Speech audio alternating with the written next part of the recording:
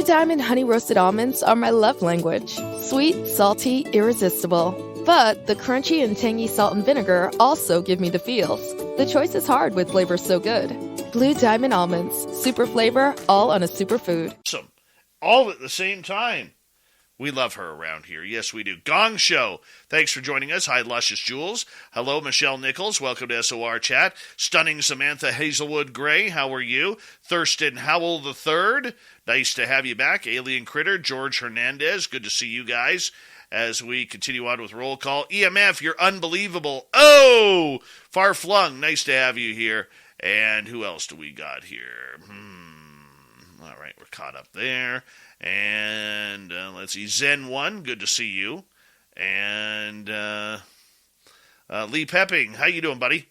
Good to have you here. The gorgeous Jessica McCreary, she's back with a vengeance. And I think we're caught up. Yeah, I think we're officially caught up. Oh, nope, we're not. Jerry O'Brien, what's happening? How you doing, buddy? We are about 30 seconds away from launching tonight's show. Dolly Safran is our guest tonight. Super Chat is open. We got some great swag for you at spacedoutradio.com, our website, if you want to check that on out. We would appreciate you wearing our stuff. Yeah, we would. And you would look good, too. I promise. I do. And, yeah, I'm excited. Tonight's going to be a good show. I'm warmed up. I'm pumped up. And now I'm horned up. Let's rock.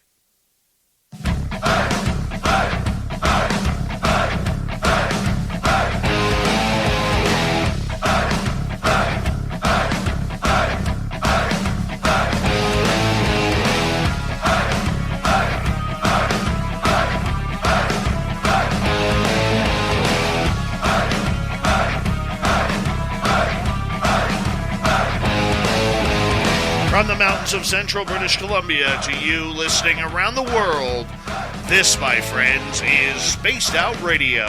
I am your host, Dave Scott, sitting in the captain's chair of SOR headquarters.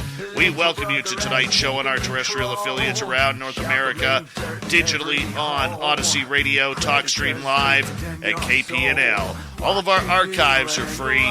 Join us at youtube.com/Spaced Out Radio. Do us a favor, hit that subscribe button. You can follow us on Twitter at Spaced Out Radio, Instagram at Spaced Out Radio Show, and on TikTok at Spaced Out Radio. Our website is spacedoutradio.com. We have a plethora of features for you. Rock out to Bumblefoot. Read Shirky Poo's Newswire. Check out the swag as well. Tonight's show is brought to you by Chive Charities. Help make the world 10% happier by visiting Chive Charities today. You can find them on our website. We got a great show for you tonight as Dolly Safran is here to tell her experiences of lifelong ET contact. Then in hour number 3, we have the Swamp Dweller coming on in. Super Duke brings in the Cryptid Report. I Got Dave 101, and Shirky Poo has the news. So, let's get to it. Dolly Safran began her life journey already a generational contactee. Her father, an airborne ranger in the U.S. Army, was also a contactee from an early age. Growing up was challenging for Dolly as occurrences of disappearing from her home, psychic phenomena, and unseen friends caused anxiety for her mother. Until the age of 14, Dolly's memories were not fluid. She knew strange things were happening, but could not connect reality to them. It took a huge push to fight for her conscious recall to remain intact. After gaining awareness, her life took on purpose. Nursing began her journey. Then she began serving as a civilian worker in the U.S. Department of Treasury and also in the Army as a Department of Defense employee. Life changed those trajectories suddenly, and she was happy to become a zookeeper and an animal baby mama for a private zoo and sanctuary in Florida. This is awesome. All while being taken and taught by aliens. We're going to find out this story. I am just thrilled to have Dolly Safran here tonight on Spaced Out Radio. How exciting is this? Dolly, thank you so much for coming on in. People may recognize you for being in our YouTube chat, but our radio land is getting to learn your story tonight. Thank you so much for joining us. Thank you for having me. I appreciate it. I'm excited. Okay, before we start into the whole ET woo, a zoo mama for babies? Yes. How cute is mama. that? How cute is that? When I was living in Pine Mountain, Georgia, I had a chance to, well, my whole family does animals anyway, and it's a family zoo that we had. And but I was up in Pine Mountain, and I started working for Wild Animal Safari there, and I started getting certified, USDA certified for certain animals. When I came off the mountain, my cousin, I had my life altered quite a bit, and my cousin said, "Come on, come to the zoo, move in." So I did, and I finished my certifications for everything else, and I love babies so much, and so we had baby tigers, baby lemurs, baby, bobcats, all kinds of stuff. Oh my goodness! So, and you got to play with them all. Oh, you lucky pretty deer. much. You lucky deer. Lucky. I love wild animals. Absolutely love wild animals. The only wild animal baby that I've ever had a chance to pet is wolves. And, ooh, okay. And those were cute because they just acted like puppies, But, yes, they do. But the cats, the cats are my favorite. They're a breed apart. They're very individual, and they are adorable, and they do wacky things. And training them, you start training practically when they come off the bottle, or even before they come off the bottle, and it becomes a lifelong event with them. And they're crazy. They all have their own personality, and they're lots of fun. They really are. Is it true that the jaguars are the worst of the cats to work with? No, I would put a leopard at the worst. They have the worst bite. They can crush your skull. That's how strong their bites are, the leopards. Jaguars are the jumpers. They can jump 22 feet straight up. They can leap out of trees at prey. It's the leopards that go into the water and grab crocodiles by their head and haul them out and eat them. They kill them dead. So, yeah, they're vicious bites. My goodness. Well, tonight it's about extraterrestrials with you because this is something that has been happening since childhood for you, and it's a generational thing in your family. When did you find out that you were a contactee, number one? And number two, how did you find out it was generational for you?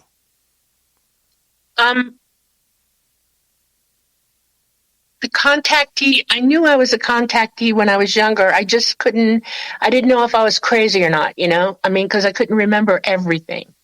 I was trying to prove it to myself one way or the other. By the time I was 14, I was looking for the next opportunity of contact to force myself to remember everything, and it came.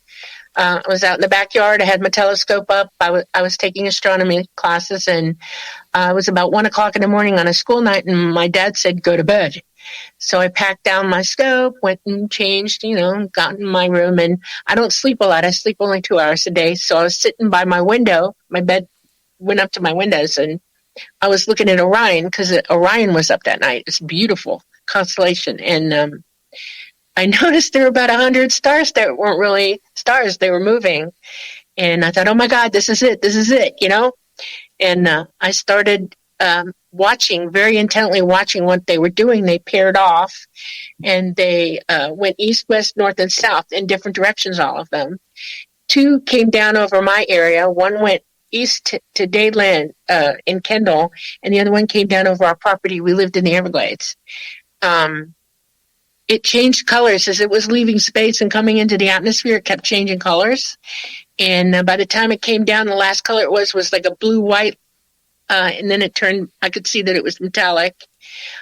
We had trees behind the house, and they started moving around wildly like there was a really strong wind.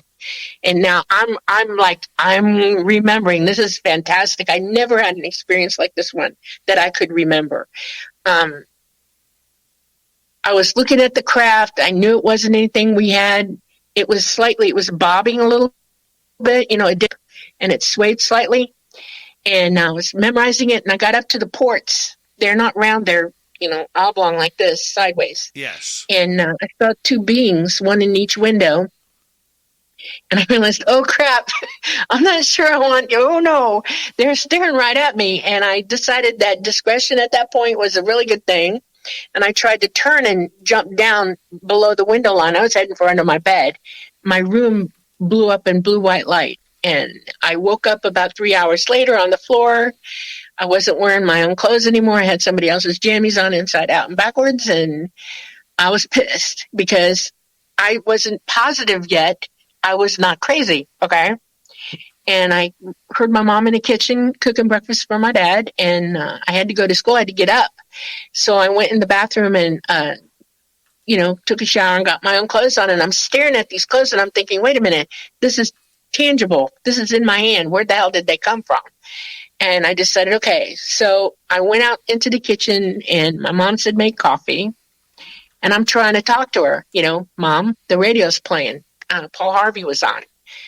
And I said, Mom, did you guys see any lights last night? Did you hear any noise? Did you see any trees moving around? And she said, what are you talking about? And I said, UFO. And she whirled on me. She pointed at me and she said, no, and went back to what she was doing. I was mad. I was trying to figure out, how am I going to broach this? This is important to me. If I can't get her to talk to me, I don't know what I was going to do. And just as I was thinking that, the radio changed. The newscaster came on.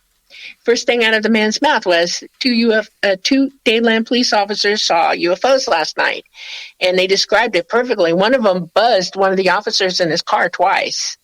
I went nuts, lost my mind. Oh my God, this is real. Okay. I mean, I started getting ill. My head was pounding. I was like, oh my God, I freaked out. She said, get out of the kitchen. No, you're dreaming. And my dad met me just as I walked out the door of the kitchen, and he said, you got to calm down. You're over the top. Go calm down and go meditate or something, and I'll talk to you later. I went to the only private room in our house, which was the bathroom. I locked the door, turned the light out, and sunk straight to the floor. And I was trying very hard to just calm down. And I kept thinking, how am I going to remember this now? This is real. I have to remember it. I remember clearly thinking that if I don't grab it now, I'm not going to. My memory's going to fade. I didn't want it to go away. And so I started replaying the whole thing in my head, second by second by second. And when we got to the bright light part, I saw it. I saw what started happening after that, and it incrementally started coming back to me. I saw an energy ribbon come down in that light. I saw the two beings come down the ribbon. They came into the room. One of them took me by the hand and put his hand, really short little thing, tried to put his hand around my waist. He just touched it. And they moved me to the ribbon, and he put my hand with his hand on it, on the ribbon. And I lost all weight at that moment. I saw bright lights, bright white light when I touched the ribbon, and I became weightless with him, and we went straight up that ribbon, and we went through the roof. When I saw that coming, I winced. I was like, oh my God, I'm going to hit my head. Didn't, went straight through it. I saw the trees. We went through the trees, and we went up to the craft. It didn't go underneath the craft. It lipped up around the edge of the craft. There was a door open, like a hole in it, because I couldn't see if a door swung either way. It was just open. And he shoved me feet first through it, and I landed on my keister. I dropped down to the ground, And I'm like, oh, my God. And then I realized that there's somebody sitting next to me, and I looked, and it was a tall gray. Her name, I call her Mama, and I instantly knew who she was. I remembered her from my youth. It all started flooding back on me. It made me physically ill, and I puked right there. They helped me clean up. They gave me something to wear, They gave me, clothes, a smock, I guess, a tunic, whatever you want to call it. I started shaking, and then I hear this voice, and it's Talata. He's the ship. He's I guess you would call him a fifth dimensional, disembodied, non-corporeal entity that indwells the craft. All ET craft are run by they're indwelled by entities that are highly, highly advanced. Mm-hmm. And he said my name. He said, Dolly, hey, how you doing, kiddo?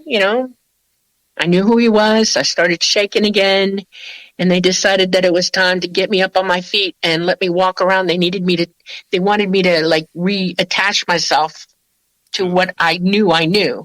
And they took me all through the ship. They let me touch things, look at things. I found my quarters. I saw my brush that I thought I lost in my room. They brought me back. He sat me down, and he decided, this is time. You're remembering now. We're proud of you. They were grinning. Mama was. And they said, we need to talk to you. It's time to have a talk. And he said, you're of age. We need to start thinking about what you're going to be doing. And I'm sitting there now while he's talking to me. I'm remembering crap all the way back in my life. Things are popping in my head. I'm freaking out. And he said, what do you think you want to do in life? Well, at that moment in my life, I was 14 years old and I wanted to do everything. You know, I was candy striping already because I knew I wanted to be a nurse, but I wanted to be a marine biologist as well. I was a student park ranger in the Everglades because I loved animals. I was just all over the place. And he said, really, you got to think about it. What would you like to do? And I'm sitting there thinking about it. And the first thing out of my mouth was, and I didn't know that they would say anything positive to me about it. I said, I want to fly, you know? And he paused. And all of a sudden I hear, okay, if that's what you want to do, this is what you'll do. And I freaked out again because I didn't think they'd say yes. You know, I just had no clue that they were going to say yes to me. And he let me know that it would take a long time for me to learn, that I would be tested to see if I could do it. I had to up the game on my abilities, you know, psychic abilities. And it took me until I was 15 before they gave me the green light and I was going to be trained. I trained from the age of 15 until I was 19, where I took my first flight right after my 19th birthday.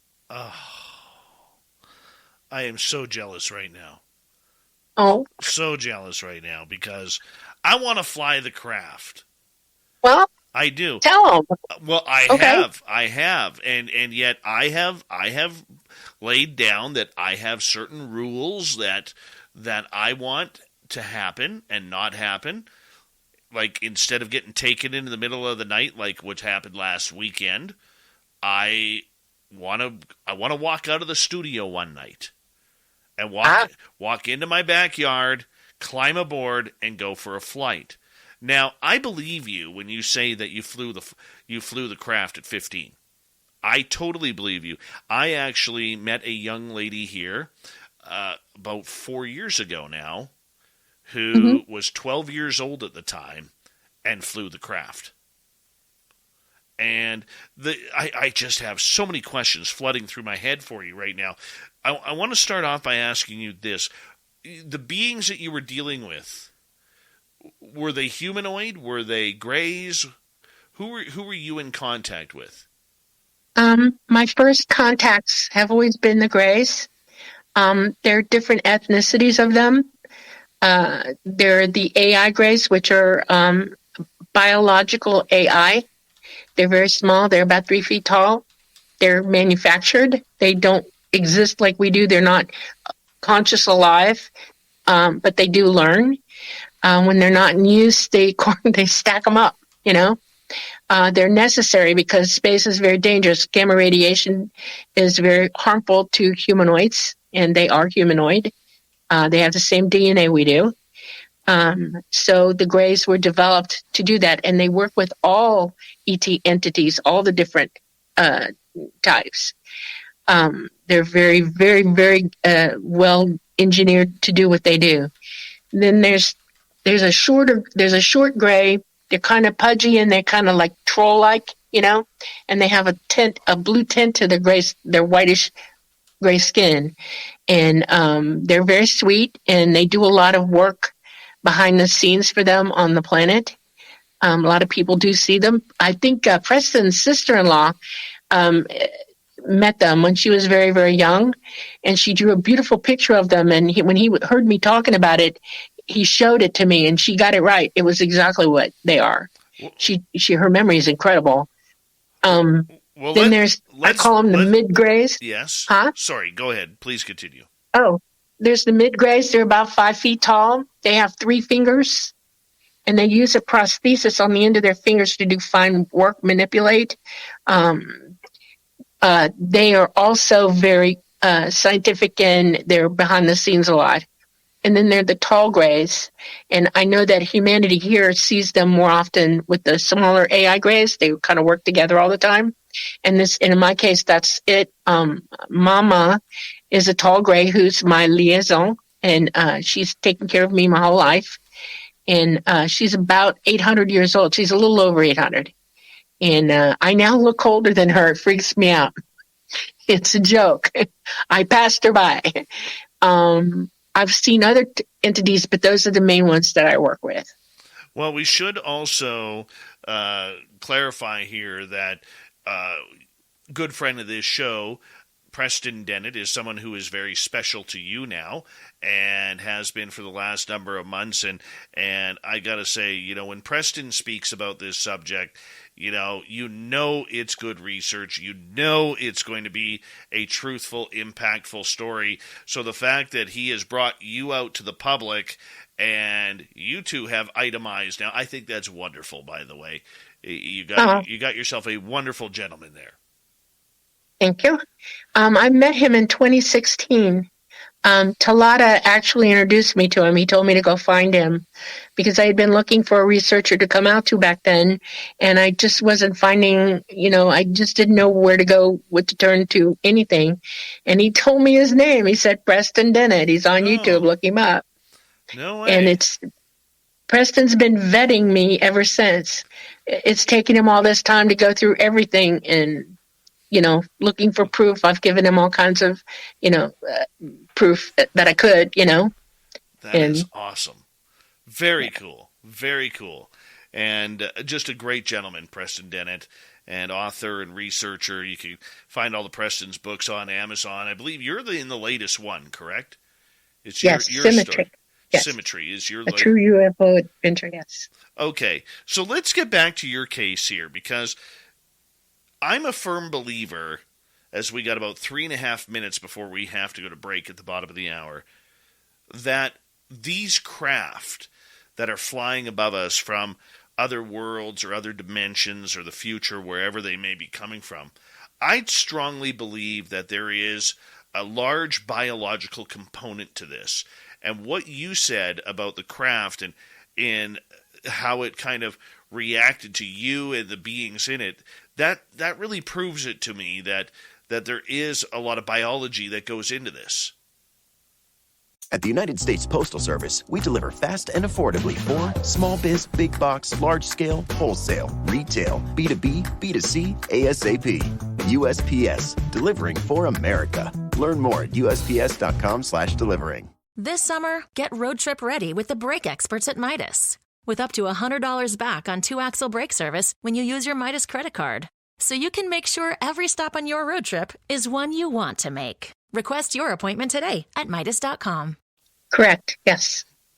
So, when the entity indwells the craft becomes his body.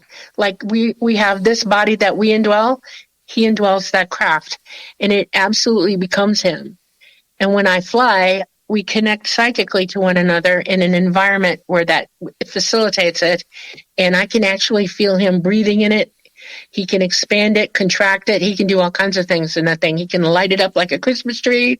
The skin on the craft inside and out is like cuttlefish. He can produce any look with that craft he wants to. And he is a super genius. And he runs every system in that craft. He can dodge anything for me. He keeps a lookout for me while I'm flying. He's my early warning system. I mean, it's everything. If anything ever happened to me, he can actually take over and fly himself. So. Wow.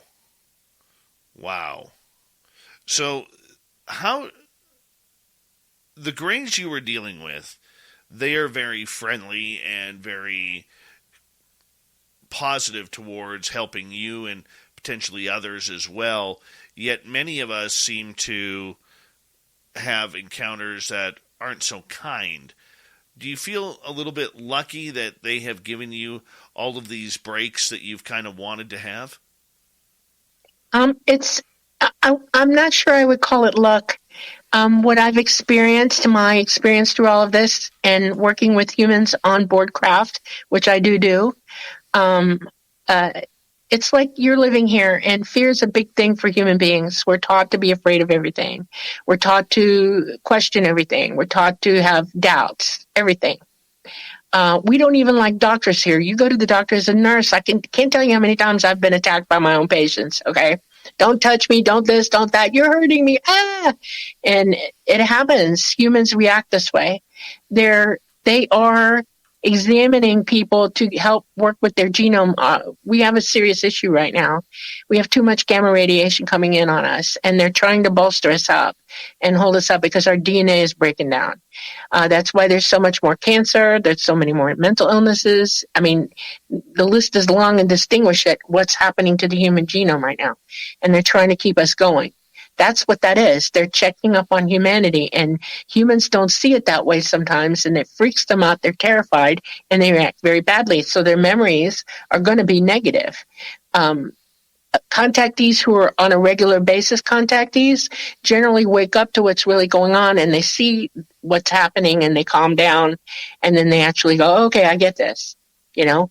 But if you're a new contactee and you don't know what's going on, it can terrify the crap out of you, you know. Very true.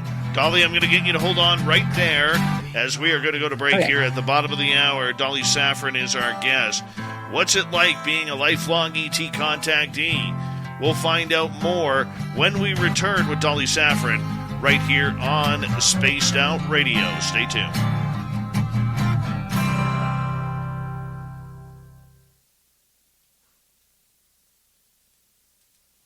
All right, we're clear. I need to get fresh water, Dave. All right, you go get fresh water. Let us straighten out your picture so we can see it first, because they're going to put it big. Okay, I'm going to drink something real quick. You go right ahead. Eyes. Okay, thank you. Dirty Filth's Wild Art right there. Oh, what a picture. That's cool. Yeah, he draws, what he does is he draws little art pieces like this, and then he sticks them in places. This looks like the Everglades, sort of what I can see of it. This is cool, like a swamp. Is that what that is? This one right here? No, that would be a sea monster, like the Loch Ness Monster. Oh, a sea monster. Okay. Yeah. I'm on my phone. My computer didn't like StreamYard tonight, so I had to put myself on my phone. Oh, that's all right. So everything's really small for me. Yeah. Very nice. Ooh, good artist. I like your work. Oh, yeah. Well, I've got a bunch of it behind me right here, right over here. Neat. Yeah, I've got plethora of pictures. It's beautiful. Yeah. That's totally cool. I also noticed you like Marvin the Martian. Oh, yeah. My son-in-law's into that. Yeah, I have a few. I still have most of my collection in boxes. Uh-huh. Yeah. Yeah, my son-in-law too. It's everywhere. Really cool. Mm-hmm. All right. Hey, Mestzo on Twitch, how are you? Superknower, how you doing? Sean G, nice to have you here. Richard Elmore, good to have you back. And Nerfed, welcome on Twitch. Thank you for joining us. And the lovely and talented Katie Moonbeam Page. Neil Bauman, nice to have you here. The gorgeous Cryptid Huntress. Jessica Jones. Drew Morris, nice to have you here.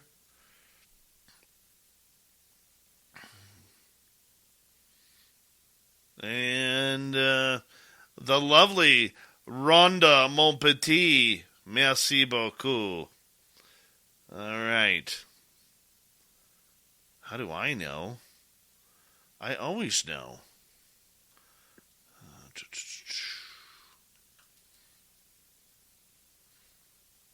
Let's see who's chiming on in here on the live feed.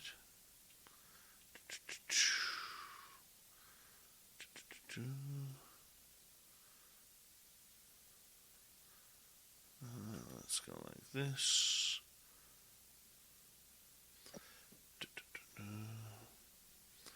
All right, we've got a couple minutes left. Have you ever seen a gray with bright green eyes instead of black eyes? Like this? Yeah, most grays either have green or blue eyes or blue-green eyes. Like this, this kind of the green. dark lenses are lenses that they put in. Like this, because they're light sensitive. like this kind of green that's on the screen right now.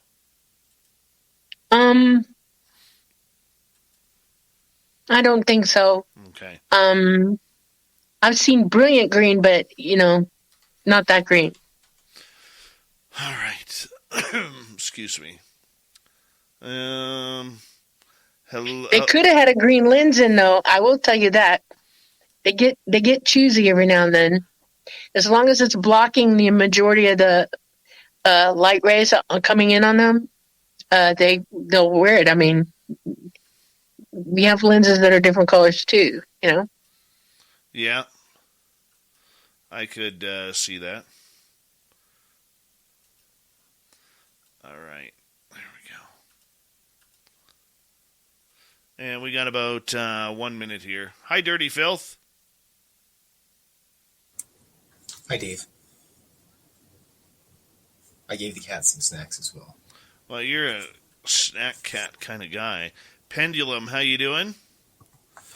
The gorgeous and stunning Sonia's News. How are you tonight? The lovely and talented Simply Coco, please tell us what the drink of the night is. We'd appreciate that. Mad Magnetic Universe, how you doing? Stunning Pam Smith. Human Carl's here. Human Carl, everybody. We would like Human Carl around here. Thank you to Victor and Smithy for the amazing super chats. It's a wonderful way to support this show on a nightly basis, so thank you so much. Here we go with the second half hour, everybody.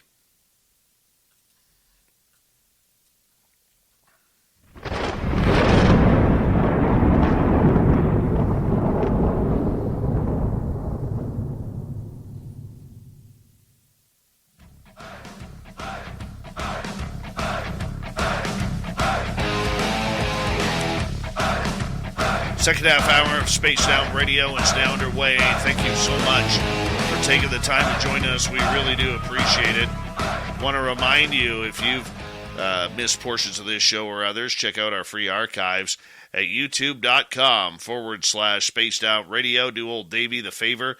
Hit that subscribe button. Our website is spacedoutradio.com. We have a plethora of features for you. Rock out to Bumblefoot. Read Shirky Poo's Newswire.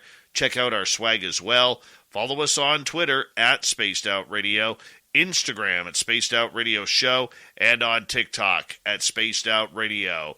It's all about the ET experience tonight as we have Dolly Safran here with us, and we're going to learn more about her incredible lifelong journey with ET contact. Dolly, welcome back.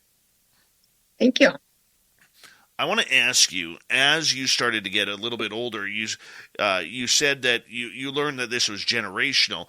But at the time when this first contact story happened, your dad said, go calm down, and we'll talk about it later. Was it at that point that he decided it was time to have the alien talk with you? Pretty much, because when he did get a chance to talk to me, I wouldn't open up to him yet. And it was really hard to talk about it. And that's when he sat with me and explained his contact. And when he did, I was shocked. And it made sense to me, though. He's always been relatively calm about all my abilities and things that have gone on in our house because of what I can do. And my dad's also very, very psychic. I knew that.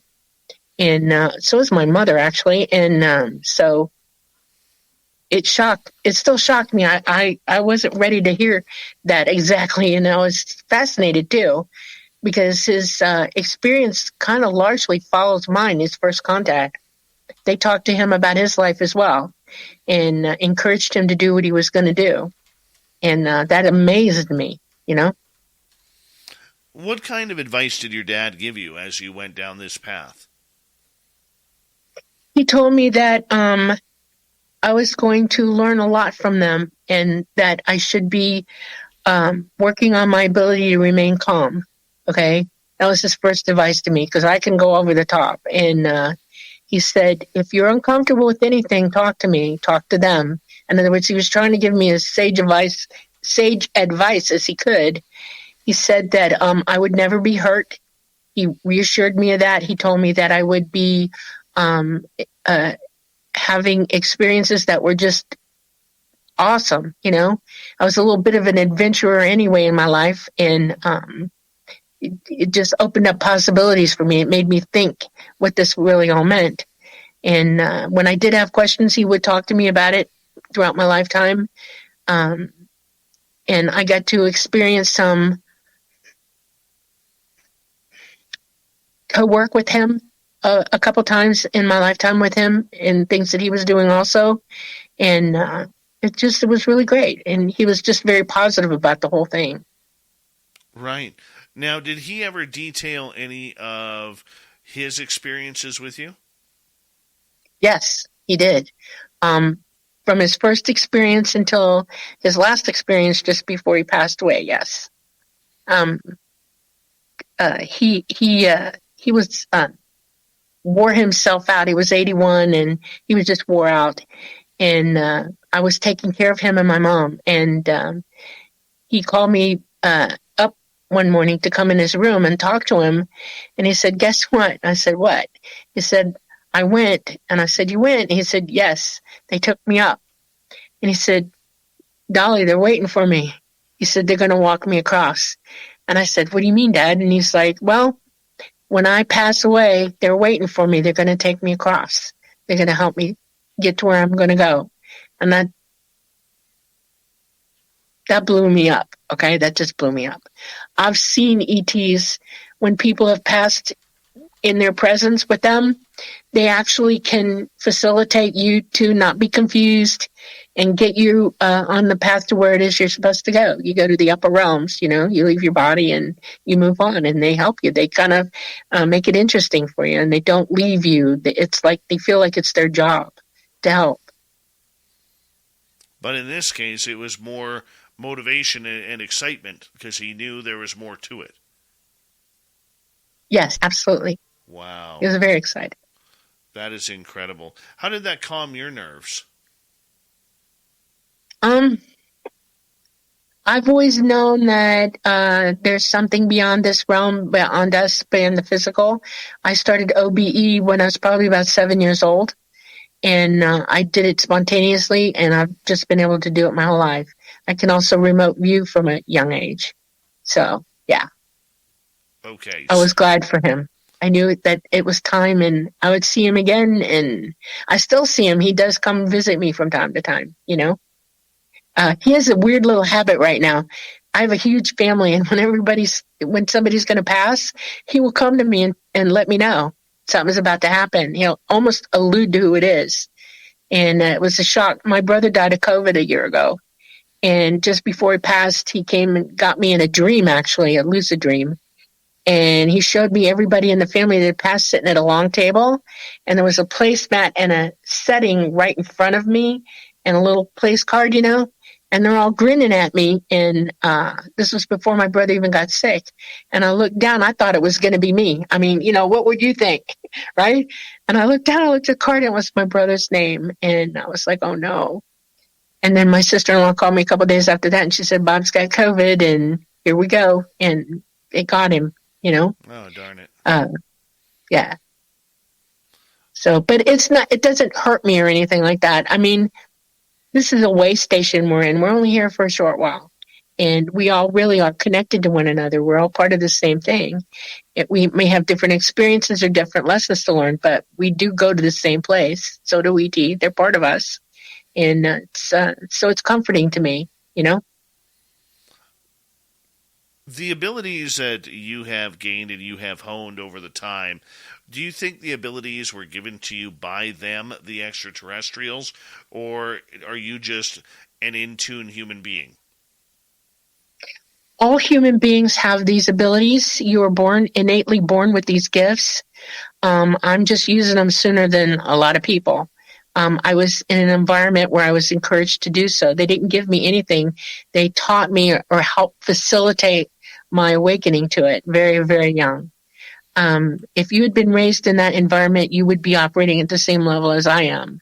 No doubt in my mind whatsoever. That's part of their message to humanity. You've got a pineal gland in your mind, and it physically looks like one of your eyeballs. I don't know if you know that. It's made of the same everything. It looks like an eyeball without the lens in it. And it is the connection of the transmission of your mind, your thoughts, the different frequencies to your body from your consciousness. Your consciousness isn't your brain. Your brain's just a computer that's where your consciousness is driving this machine you're in. And the memory it remembers only comes from your consciousness. And your pineal gland speaks to you through that. That's the connection. But our connections have been kind of messed up, and we've had too much negativity, bad food, bad air, bad water, and lots of violence around us, and it's just shut it down. And y'all can learn how to use it. There are ways, okay? And that's the main body of their message. Wake up, let's go, Well, you know what? It is something that, more people are starting to open up today. They really are, Dolly. And I look at my children, they're all open. I know other people's children are opening up as well. So, I think that's just an evolution of society, to be honest, as we break a lot of bonds that were around for the last couple hundred years, if you understand what I'm saying with that. But, Yes. For you with your contact, after you learned that your dad was a contactee and this was generational, for you, how did it go? How has your contact gone from there? Ooh, it is ongoing. I am mentally connected to Talata 24/7. I can hear him. He can hear me. I live in duality. I've been with them so much and I've been here so much that my karma's kind of split. I learn lessons with them and I learn lessons here as well. I choose to be here. I could have left if I wanted to, but I love where I live here. I love the people here, and I want us all to do well, and I just feel like it's one of my jobs to just stay and work it out, Well, you wouldn't have met Preston then. True. It's very true. Well, yeah. I want to ask you, how often are you taken? Right now, I'm kind of stranded. I'm in what they call a sabbatical of time. ET's got issues with our magnetosphere right now. So I've chosen to remain still and not take the chance because if he crashed, it would be bad. But I was taken generally about 2 to 3 times a week throughout my lifetime. Sometimes more than that. It just depends. When we travel interdimensionally. And apparently they knocked her right off the channel there. So we'll have to wait for Dolly to come right back.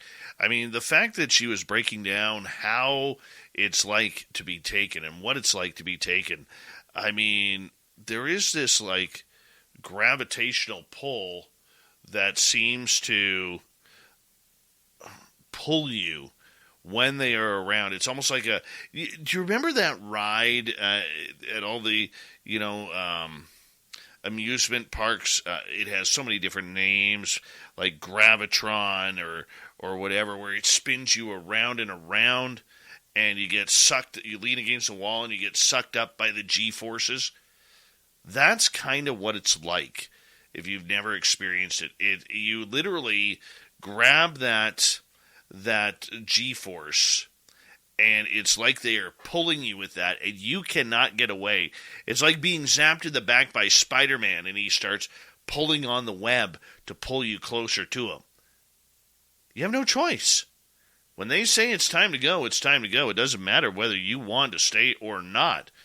And that is the immediate truth to that. And it kind of sucks because for a lot of people out there, it's scary. It is intimidating. It leaves you out of control, which is something that, for us humans, we all want to be in control of our own situation. We all want to be in control of what is happening to us. It's one thing that At the United States Postal Service, we deliver fast and affordably for small biz, big box, large scale, wholesale, retail, B2B, B2C, ASAP. USPS, delivering for America. Learn more at usps.com/delivering. Iced Tea knows iced tea, which is why I get my iced tea at Raising Cane's. We're both fresh all day. Sometimes we're sweet, sometimes we're unsweet Jack. So celebrate National Iced Tea Day with your favorite iced teas and Raising Cane's. One love. We get to make the decision on whether or not we're going for a ride. It's another thing if they are taking us without us really knowing what is going on. We are waiting for Dolly Safran to return tonight. I'm hoping that her connection didn't die and maybe the aliens didn't pick her up right there as we were getting right into that. But she will hopefully be back momentarily, and we'll be figuring out what's going on there. But we will continue on here with the contact realm. I mean, let's face it, people. I mean, that pulling sensation that you feel, that gravitational pull, I mean, it's hard to fathom what that is like going through it. Matthew says, Dave, they cannot take us from our house. You know that's a part of the deal. Outside they can. Well, I would like to know how I left my bed the other night then, because I just wasn't there. Nope. We got Dolly back here. Dolly, welcome back. Did the aliens take you there? No, my phone overheated. Oh, no. Yeah, I know. It really made me upset. I was like, oh, crap, here we go. I may jerk around a little bit because now I got to hold it away from my computer. I was using it for a prop. That's okay. That's okay. I mean, continuing on with the feeling, as when you were gone, I was kind of explaining the whole idea to our audience about what it's like to get taken up by a craft, and it's almost like that gravitational pull that you would feel when you're on that amusement park ride where you lie against the wall and it sucks you against the wall. Oh, yeah. The G-forces that go along with that. I mean, I just had that last Saturday. And I'm still not used to it. Is that kind of what was happening to you when you got taken? Yes, you feel like you're being hauled up. That's exactly right. You're weightless, and something's got you, and it's taking you up. And no matter, and the more you fight it, the more you go into like this slow motion of everything that's kind of going on. It's weird. Absolutely. Yep. Yeah, I just go with it now. I'm a real easy cheese balls, you know. I do really well with it. See, I'm not there yet. I'm okay with it. I know it's happening, but I'm just not okay with it. Probably because I'm curious. And like a lot of others, I want to know. I want to see it. I want to experience it. Then again, I know, and I'm sure you already know, that they worked on me because my implant area, the back of my head, still thumping. Uh-oh. Yeah, I got a couple that are weird. I have one in my thigh, my upper right thigh, and it vibrates every now and then. And it doesn't like certain people. I'll let you feel it if you want to. And I've had a couple people in my lifetime who it will run from them. It goes deeper into my flesh and turns off or something. It just won't allow them to touch it. And I've always wondered about that. And I have an implant in my hand right here. I don't know. It's really hard for the camera to see it. It's right here. And it's been there since I was 19. And it helps me to initialize. It's an energy ball. It's an interdimensional ball, and it gets bigger and bigger. And actually, that's where I throw my consciousness to meet Talata in this space so that I can operate the ship. It's a total psychic connection for me. See, for me, the minute I start talking about it, then my head starts to get a little heavy, and our phone's going to need to calm down once again. But what I was saying is, like, for those who are or believe they are ET implanted, my head, where it is at the back of my skull, it feels like a pulsation, you know, like a vibration when it's talked about or something along those lines. Okay, this is it. I'm going to leave it alone. All right. All right. No more touching the phone. No more touching the phone. Hands up. All right, we got Yeah. it. We got it here. But I was just explaining, like with me, it feels like a pulsing or a vibrating sensation on the back of my head that continuously, pushes the limits for I don't want to say pain or being uncomfortable, but it is something that kind of goes from there. All right, we got about 6 minutes to go before we got to go to break at the top of the hour. Dolly Safran is our guest. Once again, explain to us who Talata is. Talata is the entity that indwells the craft that I fly. And he is a fifth dimensional, disembodied entity. He is eons and eons and eons old. I almost refer to him as the Oracle because he knows so much, and he's actually helped teach me a lot, He's wise beyond words. And he is a gray being, correct? Yes. Okay. But he's disembodied now. He's evolved to the point interdimensionally that he doesn't need a body anymore. So that's how he indwells the craft. So the idea that he is a biological being, a gray, for lack of better terms, but he is no longer a gray. He's moved into the spiritual realm or dimensional realm, and he's the one who helps you control the ship. I mean, is this the same ship that you have been flying for years? Yes, absolutely. What does it look like? Let's start from there. Well, the Turkish UFO? Have you seen that ship? I'm going to Google it. I'm looking for images right now. Yes, okay, the one that's kind of slants over a little bit. Yes. Your typical disc. That's exactly Talata, yes. Wow. I've never seen one of those. Ever. Did you go to the UFO MegaCon in 2021? No, I was not there. I think I sent you a picture of what I got there. That was Talata. That was him. He showed up. Really? Yes. He let me take pictures of him. He knew the book was about to come out, and I was complaining bitterly that I didn't have enough photographic evidence. And he said, okay, we're going to start giving you some. And they did. Incredible. So, the fact that he will be that generous to you, does he have other underling gray aliens that help him out to get contact with you? No, he directly is connected to me. I can remote view him at any time mentally, and he's somehow the psychic link is very strong between us, and I can call him up anytime in my own mind. So if you were to call him up, say, what would be the reasoning for calling him up? I mean, just to say hello, how's your day going, or where are you, or I keep up with what's going on geophysically with the planet, and I keep up with what's going on in our solar system and our galaxy, and I have friends that are grays and other types of entities, and so if I'm not keeping up with what's going on around me and that sort of thing, sometimes I'll ask what's going on with them. What are they up to when I'm not with them?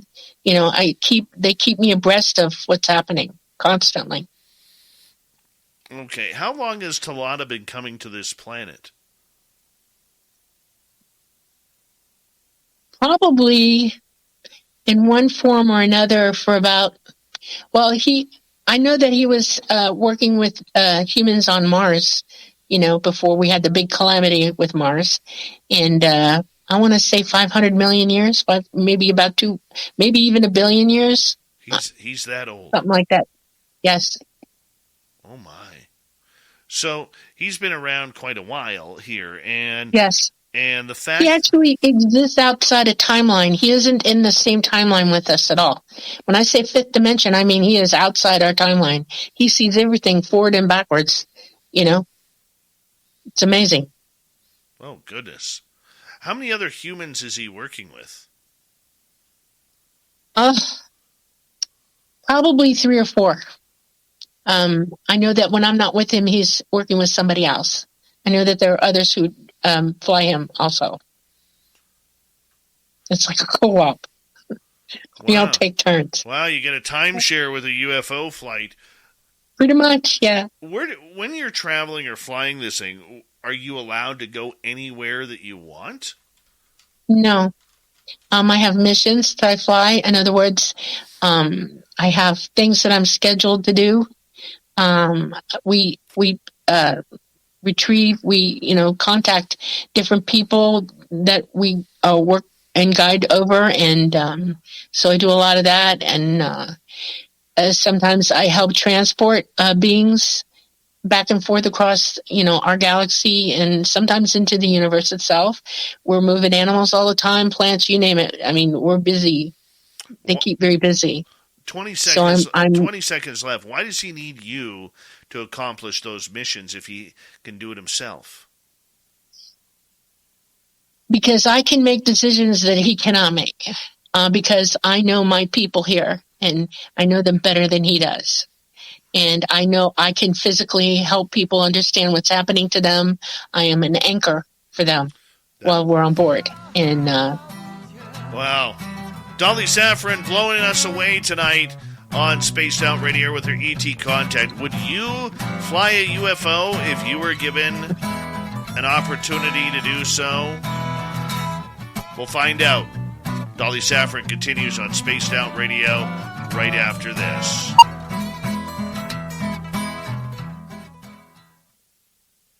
Hot damn, I'm so jealous of you right now.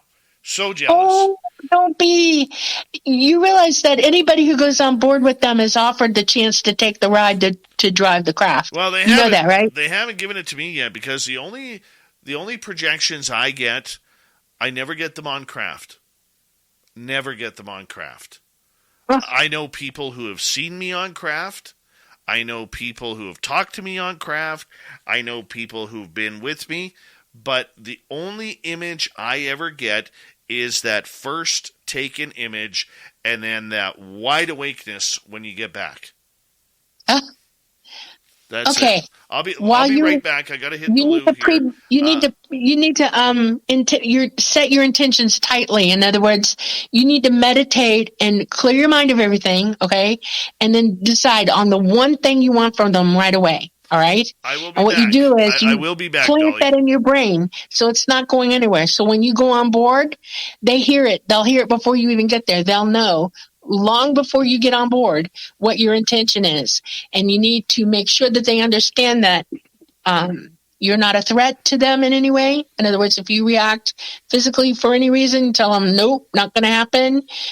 You tell them that your greatest desire in life is to fly the craft, and you would really like to take the seat. I will be and that right you back want to remember I'll be that right you're back ready and we'll to talk remember. About this, okay? Be right back. Okay. All right. God, I love this picture. This is awesome.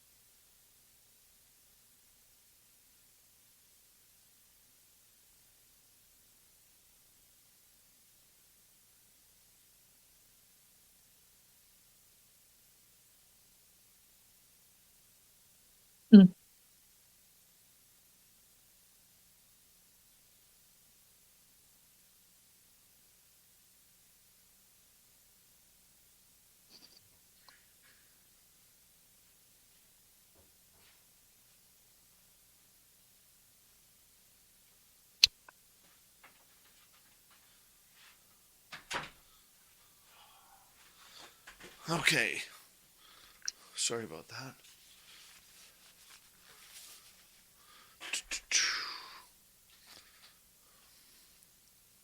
Hi, Scotty Jensen. How you doing? Let's see here.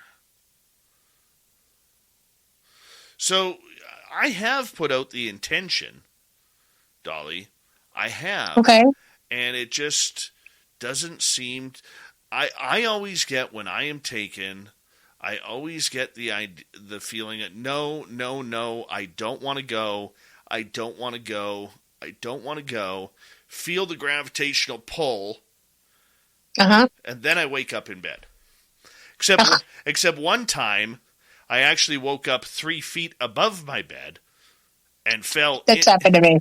Yeah. into my bed. Hi, Alex Kuhn. Yeah. He hit the ground. Yeah. Boom. I want to ask you a question. Sure. What you do in this lifetime, what you're doing now is very important. You realize that, right? Mm-hmm. And I have a feeling that if you remembered flying the craft, which I'm pretty sure you probably have, you would want to come back. In other words, you might refuse. You might just throw it all down. I know you have children. I'm okay with that. I'm okay with that. Trust me. If I get to fly a spacecraft, okay, I'm gone. Because all I wanted to do as a child was fly jet fighters. See, I was the same way. Oh my God, yes, I'm too tall. You know, there's a height limit on jet fighter pilots for females, and I'm at the limit. I can't fly. I also tore my knee up when I was a teenager, and so I'm not qualified. We got 5 seconds. Hold on.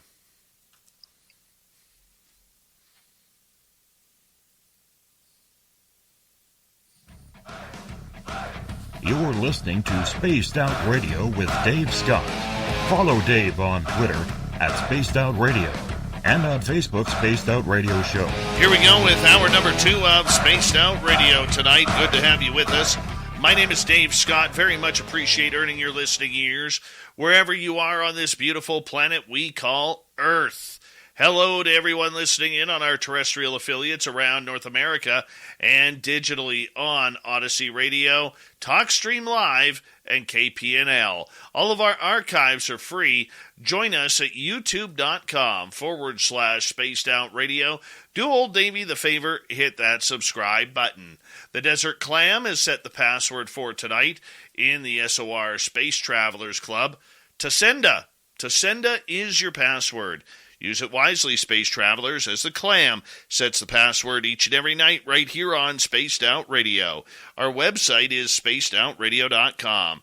We have a plethora of features for you.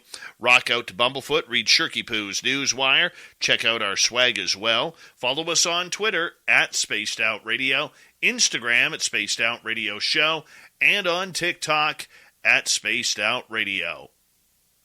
We continue on with the amazing conversation we are having tonight with ET experiencer and contactee Dolly Safran as we continue on the show here, hanging on out with Dolly and learning about her amazing experiences about flying, actually flying in command of UFOs. Yeah, Dolly, thank you so much for joining us tonight. When you are flying the craft, and I know you have so much more to talk about, but I'm just fascinated by this. When you are flying the craft, are you in a seat? Is it like the movie Flight of the Navigator? Or are you standing up at a panel? Where are you in the craft while this is happening? I'm on the deck that they call the place of movement. That's how they think about it. It would be a flight deck, but it's not like anything you've ever seen. I have a command chair that I'm in. It is made to keep me from being electrocuted. I have grounding under my feet. In other words, there's 2 pads that I put my feet on that help ground me and out from being, pulverized with it. And it's a seat that it fits me really well. I think that it molds to me when I'm sitting in. On the left side, there's an arm that comes up over the back of the chair, and the ball is held in suspension over my head. And then I lay my left hand down on a pad that helps with the grounding, and then my right hand I put toward the ball. I don't touch it, but I guide it. Okay, and but I'm mentally connected to Laura in that environment in there. I remote view into that ball, and he's there. He meets me. I can actually feel what he feels at that point because we're totally 100% connected. The synapses in our brains are in sync with one another. So if he's thinking it, I'm hearing it, and if I'm thinking it, he's hearing it, and we physically react to it immediately. That keeps us flying and it keeps us safe. Ice-T knows Ice-T, which is why I get my iced tea at Raising Cane's. We're both fresh all day. Sometimes we're sweet, sometimes we're unsweet, Jack. So celebrate National Iced Tea Day with your favorite iced teas and Raising Cane's. One love.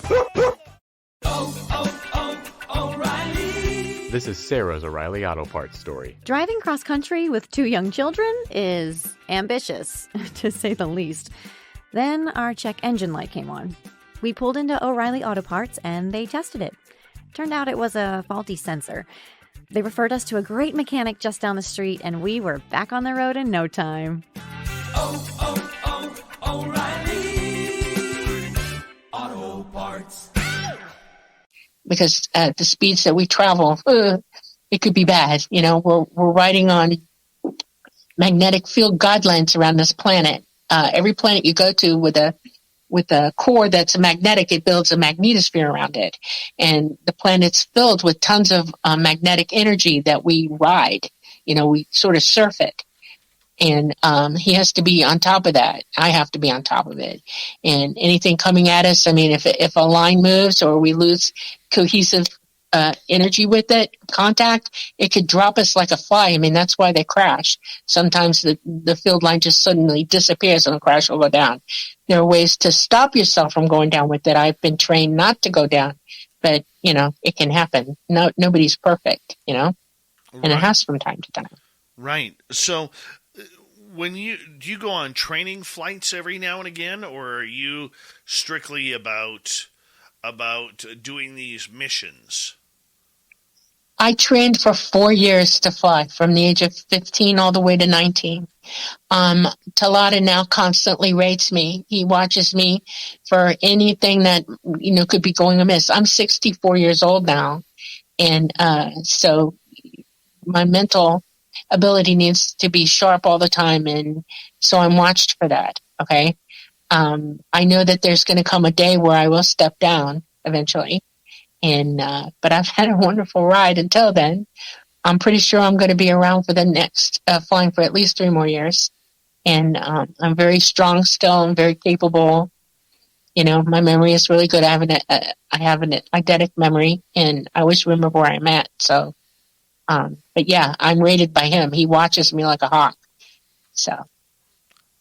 Do you ever get to go to other planets, other areas of the solar system outside of our galaxy?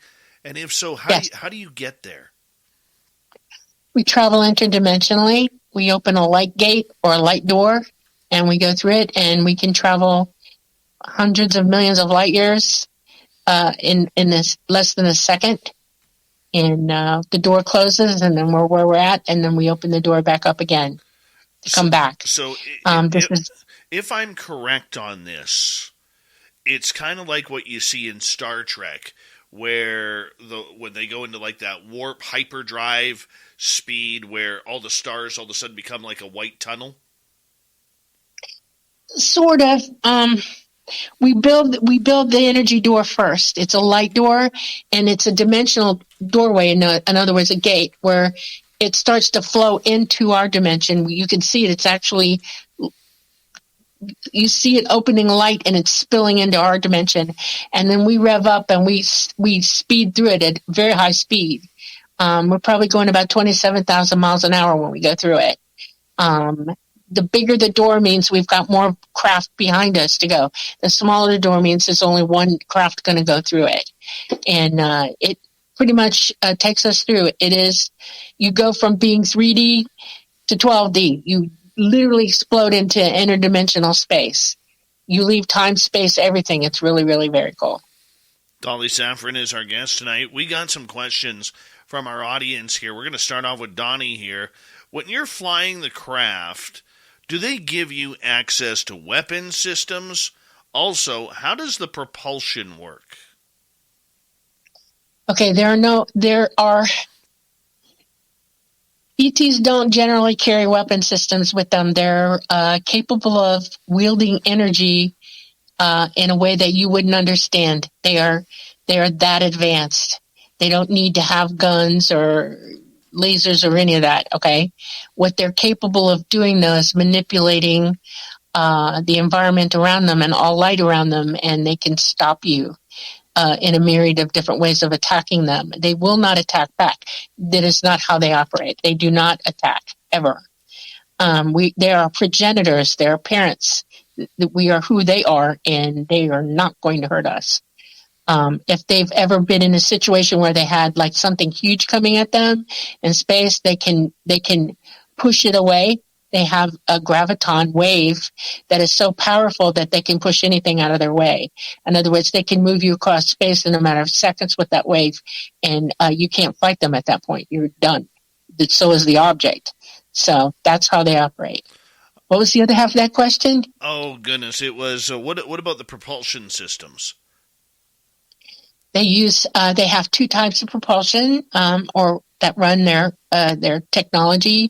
One of them is a type of nuclear. It's more advanced than we have on our planet. It's a different nuclear element that they use. Lazar was right. It's element 115. When it burns, it becomes element 116. It has no half-life, and it's totally absorbed and used. There's no garbage left afterwards. There's nothing to get rid of. They use very small amounts of it. It's so powerful that it produces what I just said, a graviton wave. It's immensely powerful. When they're traveling through space and going through interdimensional doorways or doing anything that requires that much power, that's what they use. Coming into our atmosphere and coming down to our planet, they have to cool down. They're very, very hot. They're so hot, you see them burning white. That's pure plasma enveloping them. It's everywhere, okay? They have to cool it down because the radiation coming off that is so intense it would fry you in seconds. So they go to batteries after that. And they have huge batteries on board, and they collect energy in them in a myriad of ways. And they go to batteries, and they spin a little bit and let the body of the crafts, it's not just the body, it's the graviton field that they're in as well has to cool down as well. And once they get to that point, then they can come down. The only difference is that they're still emitting EMPs. The engines create an electromagnetic pulse. And that's why people's cars turn off and lights turn off and all that kind of stuff. That any electronics just go when they're too close to you, because that's the nature of the craft to do that. All right, Neil is asking, do you have any missing time events? Do you get marks or symbols left on your body? I had missing time when I was young. I mean, I was, not remembering everything. So yeah, you can consider that missing time.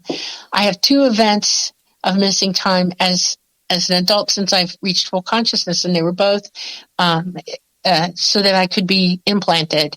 One of them was my hand implant, and the other one was I have a nasal implant. I pulled one of them out on my own. I'm a nurse. I'm not afraid of anything.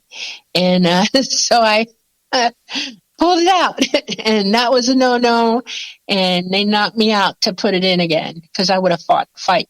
I'm like every other human. If you mess with me and I think I'm not going to like it, I will tell you no. So they put it in. It takes care of me, that implant. This one that's in my sinus monitors my, if anything happened to me, they would know it instantly. It monitors my body systems. It knows my heart's beating. It knows I'm breathing. It knows my well-being, that kind of thing. The one in my thigh measures more of toxicity levels in my body. It knows if I'm, eating the wrong things, if I've come in contact with a chemical or something, it lets them know that I'm in trouble. And then the one in my hand, like I said, it helps me run the craft. Wow. I'm just loving this. I'm eating this right up tonight. All right, Katie is asking, Dolly, do you know of any others that you have flown with? Oh, we lost Dolly there. And we'll bring her back here momentarily. We'll get Katie's question answered when we get her back. I mean, this story, it sounds so sci-fi. It sounds so surreal, almost like a science fiction type book. But she's not the only one who has come out and said this. Grant Cameron, legendary researcher, has done numerous studies on people who claim to have flown E.T. craft. And it is something that I find completely fascinating as someone who is a contactee, because I don't know about you, but I would love to do it. Like, where would you go? Think about that for a second. If you had control of the helm, where would you go?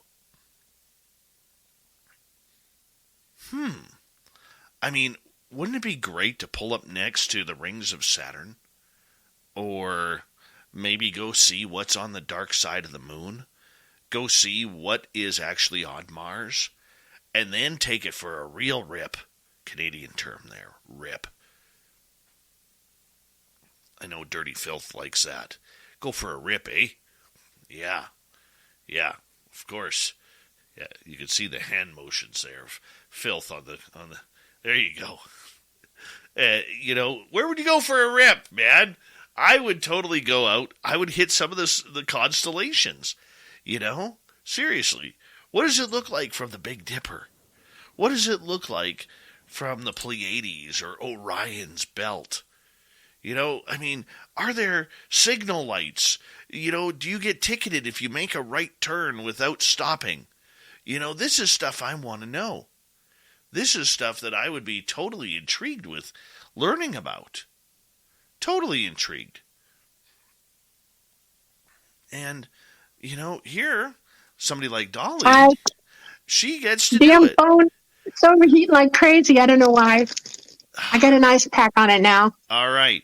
I want to ask you, okay, stupid question, but when you have been flying the craft, have you ever pulled up to another craft or seen other craft passing you? And if you do, is it like the Jeep wave where you got to give a little wave when they pass you?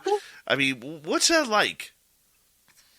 I've learned to fly in formation with them. We travel in packs, okay? Yes, every now and then the odd one will be traveling around, and yes, we have a light pattern that we emit immediately. It's a signal to them. We also contact them psychically and let them know, hey, what's going on, and they'll either talk to us or they'll say we're in trouble or we need, it's a myriad of different reasons why that'll happen. But yeah, one time when I was flying I sort of fly around the Midwest. Okay, that's my territory. that I'm used to going back and forth in. And every now and then I'll see somebody from the West or even from England somewhere, that territory, and they'll just be jerking around. And it's usually the younger pilots who are having a good time, and they just go fly for a fly, goof off, and then they go back to where they're going. So. Very cool. Very cool. Let's get to Katie's question. Dolly, do you know of any others personally that you have flown with? Yes. There are 2 people that I do fly with. I can't divulge because they're live and on this planet with me. But yes, I do. All right. Let's go to Holly. What did it smell like on the craft? It's very heady. Craft are generally warm. They're about from 74 to 78 degrees usually. And they don't use deodorant. And it's an enclosed space, and they do have circulating air, but it's all very natural. It's like being out in the woods, with lots of stuff around you sometimes, and it just depends. But yeah, it's heady. It's a pungent smell sometimes. Scott wants to know, what color is the control room? And, well, that adds into Phil's question as well. What do the walls look like? Without Talata turning them any other color, they're sort of chromish looking, like a matte type of chrome color, gray. Sometimes lighter, almost a white gray color. I do not prefer to be looking at that all the time, and I prefer the walls when I'm in craft to be sort of like a powder blue, That's the color that I prefer to be in, and so he changes it all for me. He can make any wall any color in the craft at any time. He also lights them. In other words, we don't have conventional lighting like you do in your house. The walls emit light. That's how we see in there. Okay, so a lot of people claim that when you're inside the craft, the walls actually become translucent so you can see all around you in space. Is that true? Yes. They can do that. They can I don't know how to explain it to you, but he can make everything transparent all the way around the craft. You can see 360 all the way around you. The only thing that impedes your vision is the center column that does not become transparent at all. That's an energy conduit, and you can't mess with that. But everywhere else, yeah. You almost feel like you're standing in space. It's freaky. I panicked the first time I had it happen to me, okay? Oh, wow. I really panicked. I probably would, too. Human Carl wants to know, why do they sometimes move plants and animals around? Because they're helping them with the fact that our planet's messing up right now because of everything that's going on, and they're giving them a chance to keep going. These are sentient beings as well as we are. They have souls. They live in source with us. They've chosen to be what they are, and they care deeply about any living being whatsoever. So, yeah, that's why they do it. They also move things back and forth off our planet right now. If you think you've seen an animal become extinct, not really. No, they don't. They're with ET somewhere else. Nikki would like to know, what do you consider portals? What do I consider portals? A portal would be a light gateway. My experience, I have never experienced a wormhole as it's described here. I only have experienced light gateways. That's my experience of it. I know that there have been moments where it felt like I was going down a tunnel. Okay. I think that has more to do with me slowing it down in my brain.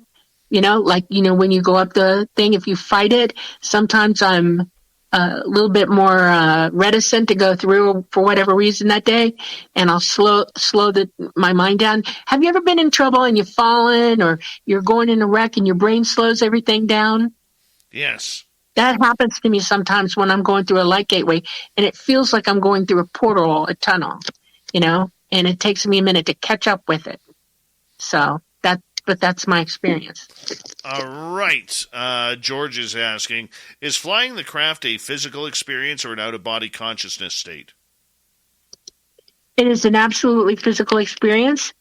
In the environment that I'm in, if I didn't have Talata, I wouldn't feel the inertia at all. There is no inertia inside the environment. But Talata feels it all the way around the craft, and I'm linked to him, so I get the sensation of movement from him. And it helps me to fly, actually. So, yeah, that's how that works. Let's go. If at the speeds we go, we turn on a dime, it would rip my brain right out my ears. So yeah, I'm in a protected environment. So. Well, let's go to Be More Dan here.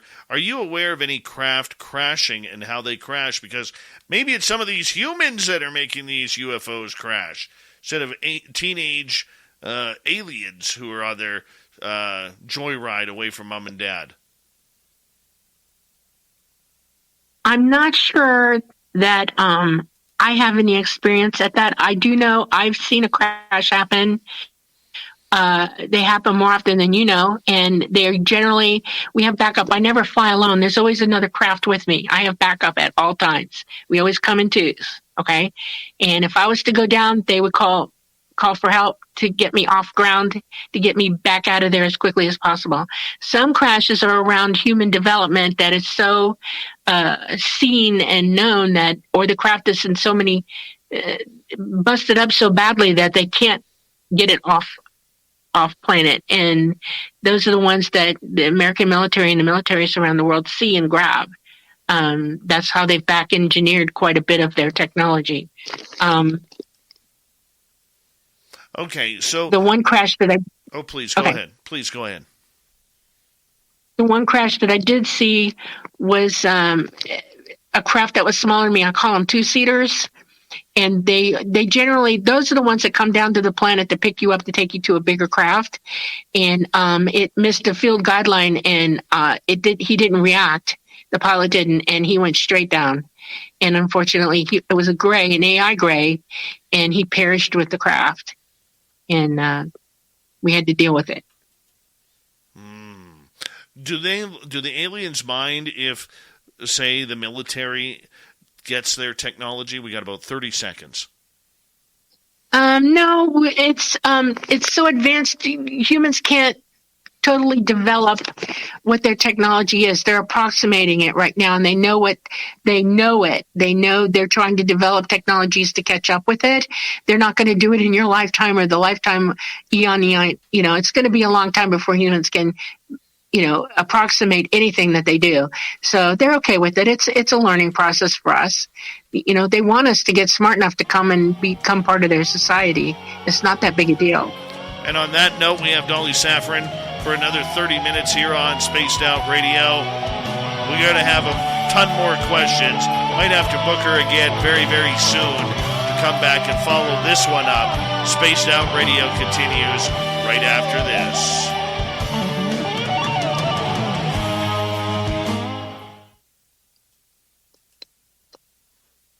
All right, there we go. I have audience. Thank you. You guys have loaded me up for questions. Dolly, in the next half hour, we got about 12 questions for you. We're going to try and get through them all, but there might be some audience that we do miss, and I apologize. But this is just a wealth of information. And Dolly, if you would like to come back next month as well, if you're free, we'd love to have you back and finish this. All right. Okay. What dates are good for you? Oh, let me think.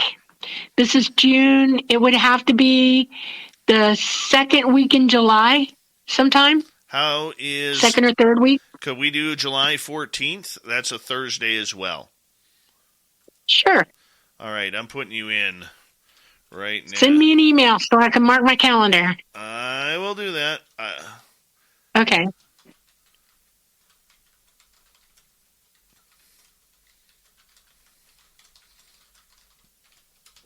All right.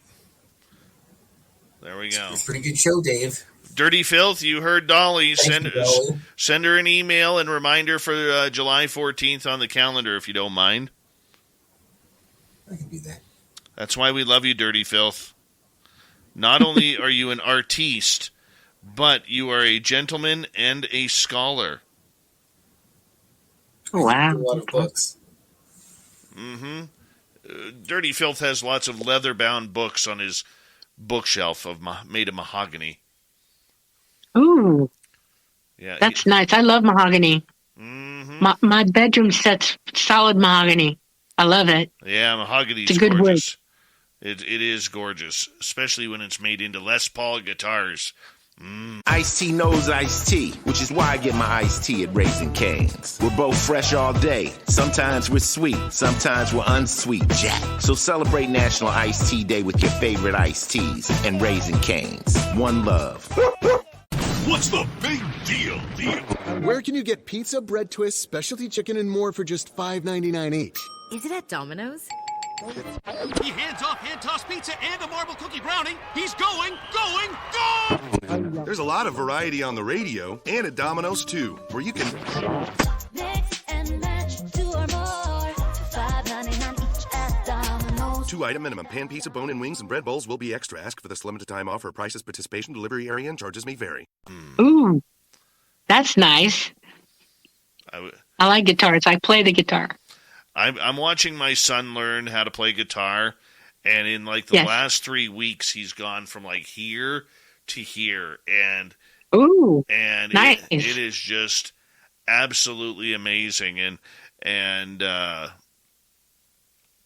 he's getting so talented. I just sit there and smile in awe. Just smile in awe. His teacher's just starting to teach him.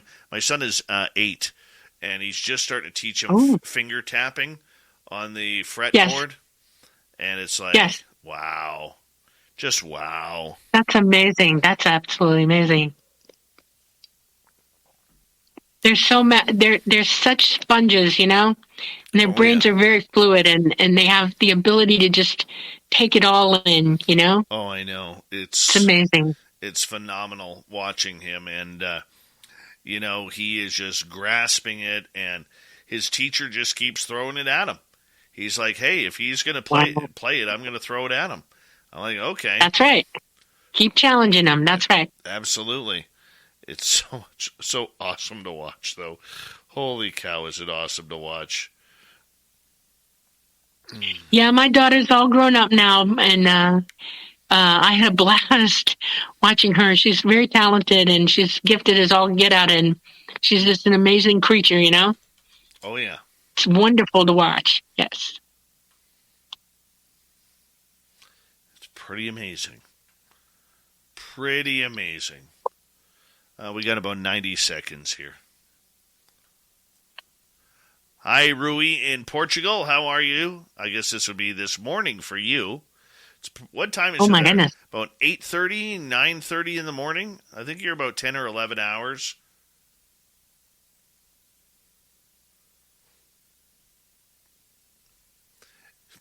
That's amazing. Dogface Simon, if my boy is selling out shows all over Canada and the world, I'm going to be a very happy man. Very happy man. I just want to ride in the tour bus behind him. Help him out with the groupies. I already told him that. I'm teasing. I have not. All right. 1 minute.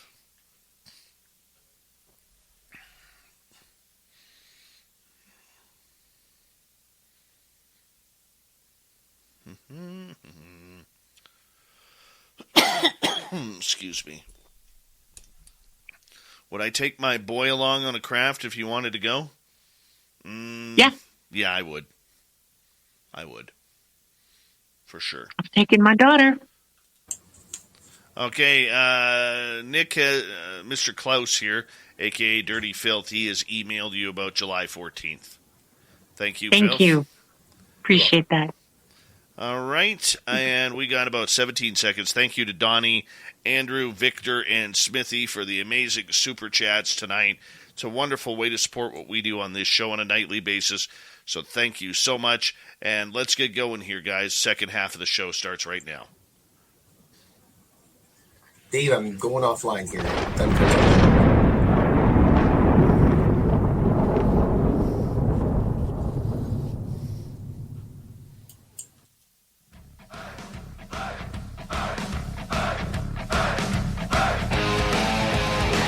We pass the halfway point of Spaced Out Radio tonight. Good to have you with us. My name is Dave Scott. Thank you so much for taking the time to join us. We really do appreciate it. Want to remind you that if you missed portions of this show or others, check out our free archives at youtube.com/Spaced Out Radio. do us the favor, hit that subscribe button. Our website is spacedoutradio.com. We have a plethora of features for you. Rock out to Bumblefoot, read Shirky Poo's Newswire. Check out our swag as well. Follow us on Twitter at Spaced Out Radio, Instagram at Spaced Out Radio Show, and on TikTok at Spaced Out Radio. We continue on tonight with Dolly Safran. We have her till the top of the hour. We are talking all about ET contact, mainly talking about her flying a UFO. Dolly, welcome back. Thank you. All right, let's get right to audience questions. We got a ton of them for you. And let's go here. Troy is asking, are the Greys carbon-based? Do their bodies require nutrients or fluids? Do their bodies have plumbing to release biological waste? They are humanoid, as we are. They have the same human genome we do. After eons of traveling in space, and they've evolved quite a bit. They're hairless because of the electromagnetic energy environments that they're in. It's like electrolysis. It rips it right out of their follicles. They eat, they drink, they sleep, they poop, they pee, they have sex, they do all that stuff. Mm-hmm. All right, let's go over to Vaughn, who has a pair of questions for you. Dolly, have you met Venusians, Martians, or any other aliens who may live in our solar system? Well, we actually could claim being Martians, all of us. We are from that planet. We had a rogue planet come in with a couple of huge asteroids, and it belted us really hard. There was another full planet in our system that got turned into rubble. Mars got thrown out of its elliptical orbit, and it blasted the entire outside of the planet. It rang it like a bell, and it just lost all of it. It deadened its core, It has no more magnetosphere. It's cold, stone cold dead. It is outgassing at this moment. Before that happened, though, they knew it was coming, and they got us out of there, and they took us to safety. It was a long time before anybody was allowed back here, and Earth wasn't really considered right away. They had to scope out the situation with this planet because it had life evolving on it, dinosaurs and stuff like that. I think the reptilians, I call them lizard people, were on the planet. They're from here, and they're evolving as well. And that's basically what's going on with that. So you can say you're kind of a Martian. Venusians, no. I'm going to be honest with you. If you consider the fact that the system that we live in, our whole universe is a physical construct, okay? And there are 12 dimensions all over it.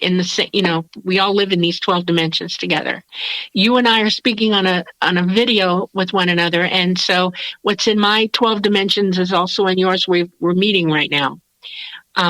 People talk about guardian angels and stuff. Those are interdimensional beings that are in the same space with us. We're all together. You just can't see them. But they can come through and help you from time to time. They know who you are. They watch you grow up. They know about you. And so they do help us from time to time. Angels, people believe they've seen angels are really actual higher dimensional beings as well. They're light-bodied individuals, and they look like angels for real. And they do come and help us as well. We are, like I said, we are the children of these entities, and they watch over us quite a bit. Follow up from Vaughn. Do you remember all events with you, or do you remember just bits and pieces? I am now connected to all my memories. I remember all the way back. As a matter of fact, my memory is pretty cool. When I was 2 weeks old, my parents left Georgia and put me in my mom had a pram, and they put me in the pram, it lifted off the wheelbase, and they put me in the back seat of the car, and we drove to Miami. My dad had to come down for working, and I remember laying in the pram and looking out the window and everything going zoom, zoom, zoom, real fast by the window. And then my second real straight memory was when I was 10 months old, and I was being levitated out of my crib, and I freaked out and I tried to flip over and go back down. And it was a joke in my family because I refused to sleep right in the crib after that. I kept hanging my legs out or holding on with my foot because I didn't want to go for that ride again. It was disturbing to me when I was young. So, don't blame you. I know what that's like. Neil would like to know, do you remember what the nasal implantation was like? Did they use a tool to insert it? Yes. And it was very quick, and I have only a brief click of memory for some reason. The rest of it I don't remember. They pretty much knocked me out for it, and it goes up your sinus, and it goes and just implants. They somehow trigger it, and it just bink, it goes in like a piercing in your nose. This one I can feel still. I can put my finger up there and go plink plink plink. People can hear me clicking it. It's metallic. No, you're not picking. You're playing. I am playing, yes. All right. Donnie would like to know, how many different races do you know are out there? Could you break them down a little bit? Yeah, I've met a few. I know who the Anunnaki are. I've met a couple of Anunnaki. They're winged, actually, and they have really, really cool wings. They can't fly in our environment. They're too gravity heavy here, but in their environment, there's less gravity and they do fly. I've met tall whites. I am a hybrid, and I am part tall white and I am part gray. I have those two ethnicities in me. They're very cool. They're very, very tall. They get taller and taller and taller as they grow. When they're young, when they're born, I think I saw one very newborn baby, tall white, and it probably weighed 40 pounds. Wow. It was a big boy. Okay. And they just go from there. They get very, very, very tall. They're very protective of their people. And I'm not sure why. I'm not sure I understand what that is. I've seen entities that look like Ra. They're bird-like. They have clawed hands. And they're beautiful, and they do have wings also. I've seen entities that look like Horus, the dog, and they're very, very cool. Oh my God, they're immense. They're powerfully built, and they're a little standoffish. And but I did get to see them. I saw them twice. Once on a craft, and once I was doing a remote view of a CE5 in Georgia, and I ran right into one. I freaked out. I was like, "What are you doing?" One of our members is a hybrid of theirs, and they watch over him, and that's how I met him.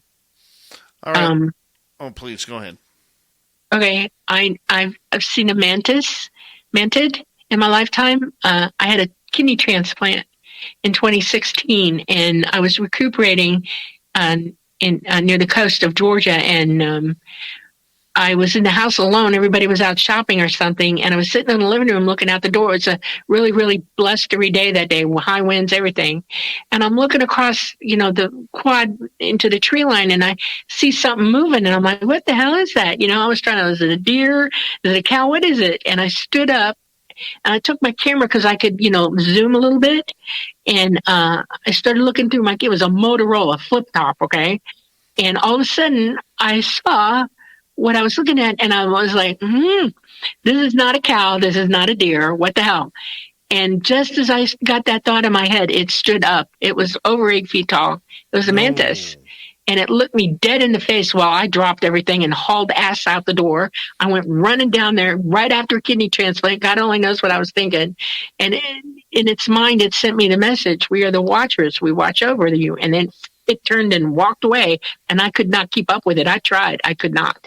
And that's my only experience with them, and I never forgot. Can you tell I'm excited about it? Wow. You get some aliens cool. Right after surgery. You get the hell out. That's just plain and simple. Yeah, I'm kind of an Amazon. I have the ability to heal very fast. I'm a super healer, and but I was tired. I mean, it was only a few days after I got home from the hospital, and so I wasn't 100% yet after the transplant. That's why it took me a while to come after this guy. It was a guy, and weird. I've seen a reptilian. When I was a teenager, I used to go out and dig up Indian burial mounds up in the glades. They have hammocks, hardwood hammocks in the glades, in the swampy areas. Right. And natives used to bury their dead out there, or they lived on them for extended periods of time. And I was kind of into archaeology, so I was out there digging away, and I was done for the weekend, and I was packing up, and I felt something, and I felt it in my mind as well. Something was lurking and looking at me, and I turned over my right shoulder, and he was about 20 feet behind me, and all he had on his mind was lunch. And I, you find that you can turn into, what's with the Flash? I dropped everything. I jumped into the water. My canoe was over on another Indian mountain just away from it, and went through the sawgrass, all of it, grabbed the canoe and just kept pushing it till I got out of there. I refused to go back. I was like, no, can't make me go get my stuff. No. And I didn't even know what it was until I told Preston about it, because I called it the lizard guy. So he's like, Dolly, that's a reptilian. Wow. So, and I've learned a little bit about them over the years. I've learned to respect who they are. They're evolving. They're intelligent. They're psychic, and they're no touch. That's what I've learned. Don't bother them, and they're learning. So we go with that. Excellent. All right, next question from Holly. Have you ever heard music playing while on board? Yes, I play my music while I'm on board. They play music as well. They love classical music.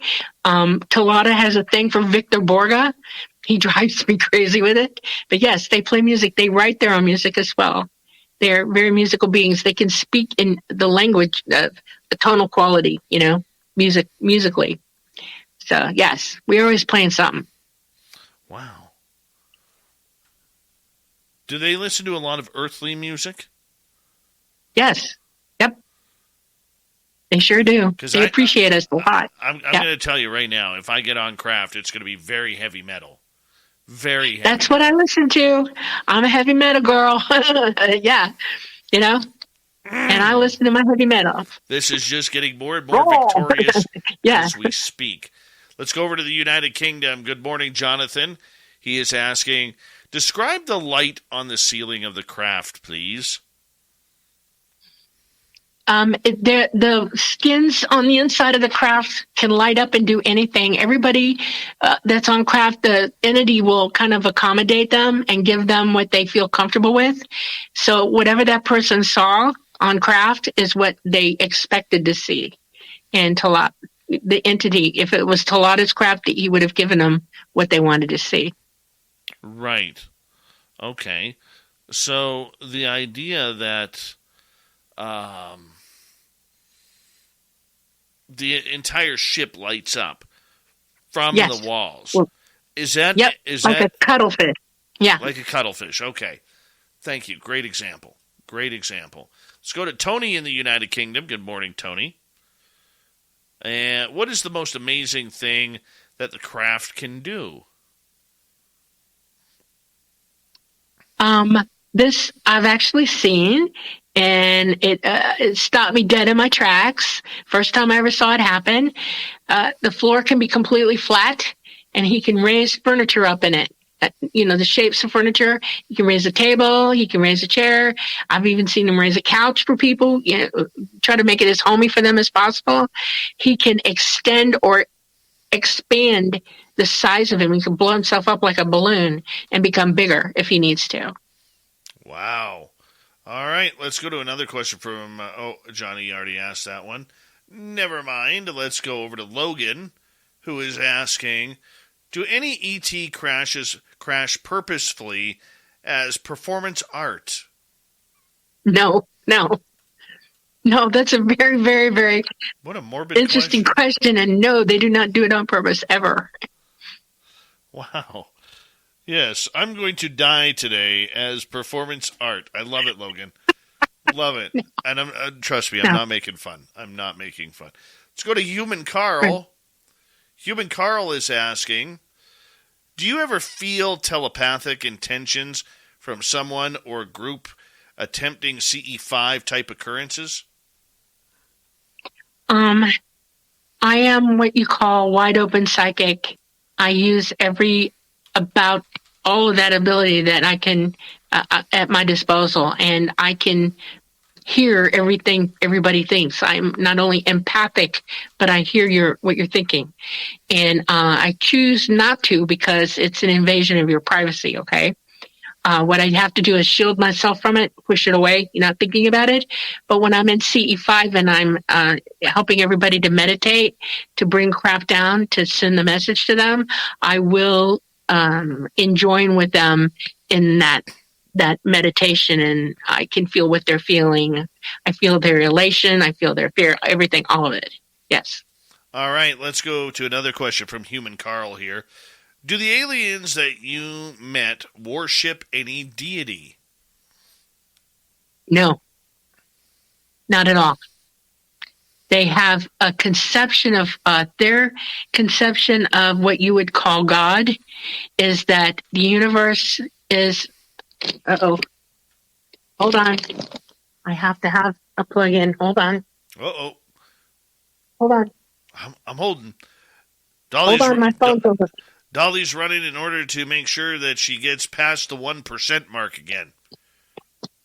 There we go. We Okay. survived. We survived. Okay. Good stuff, Dolly. They believe that the universe is conscious, that we're all part of it, and we're in the source of this consciousness. This is where we all live. Okay. And it is if you want to call it God, yes, but it is not a deity with a big stick that's going to hammer you over the head if you do something wrong. Okay. There's no punishment. All it is wisdom, learning, love, life, joy, all of that. That's what they understand. It's not a belief. It's something that they've learned to understand. All right, let's go to IHEZ. Do you have knowledge about the secret cipher of the UFO knots? Do I have what? Say it again. Knowledge about the secret cipher of the UFO knots.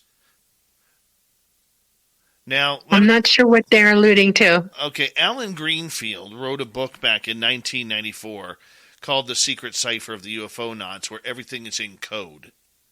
And it's like code breaking.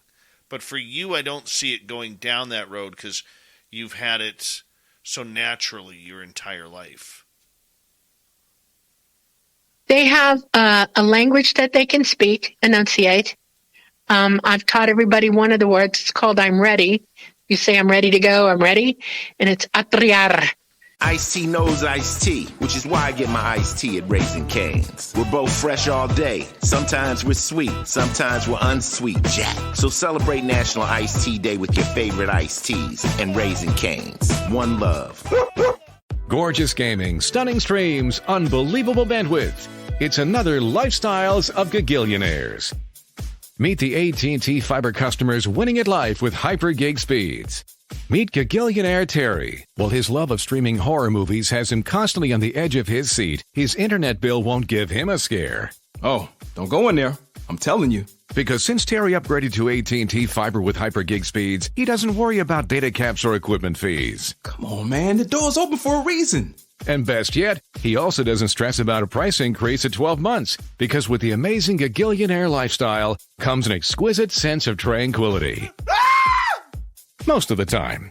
Live like a Gagillionaire. Get straightforward pricing with AT&T Fiber. Internet that upgrades everything.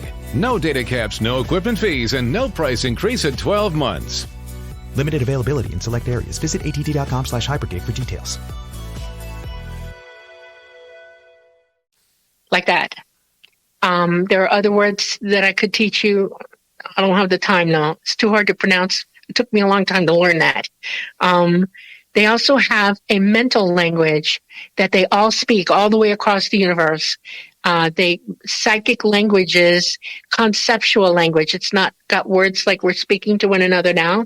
They speak in concepts and visual images and things like that. And it's rapid, very rapid. They will use symbols for humans because we've been taught to use symbols. And so, yes, they will leave messages for us. They will write things down, and it is a type of symbology that they have out there that we can learn. Yes. Okay, let's continue on here. Let's get to Pam.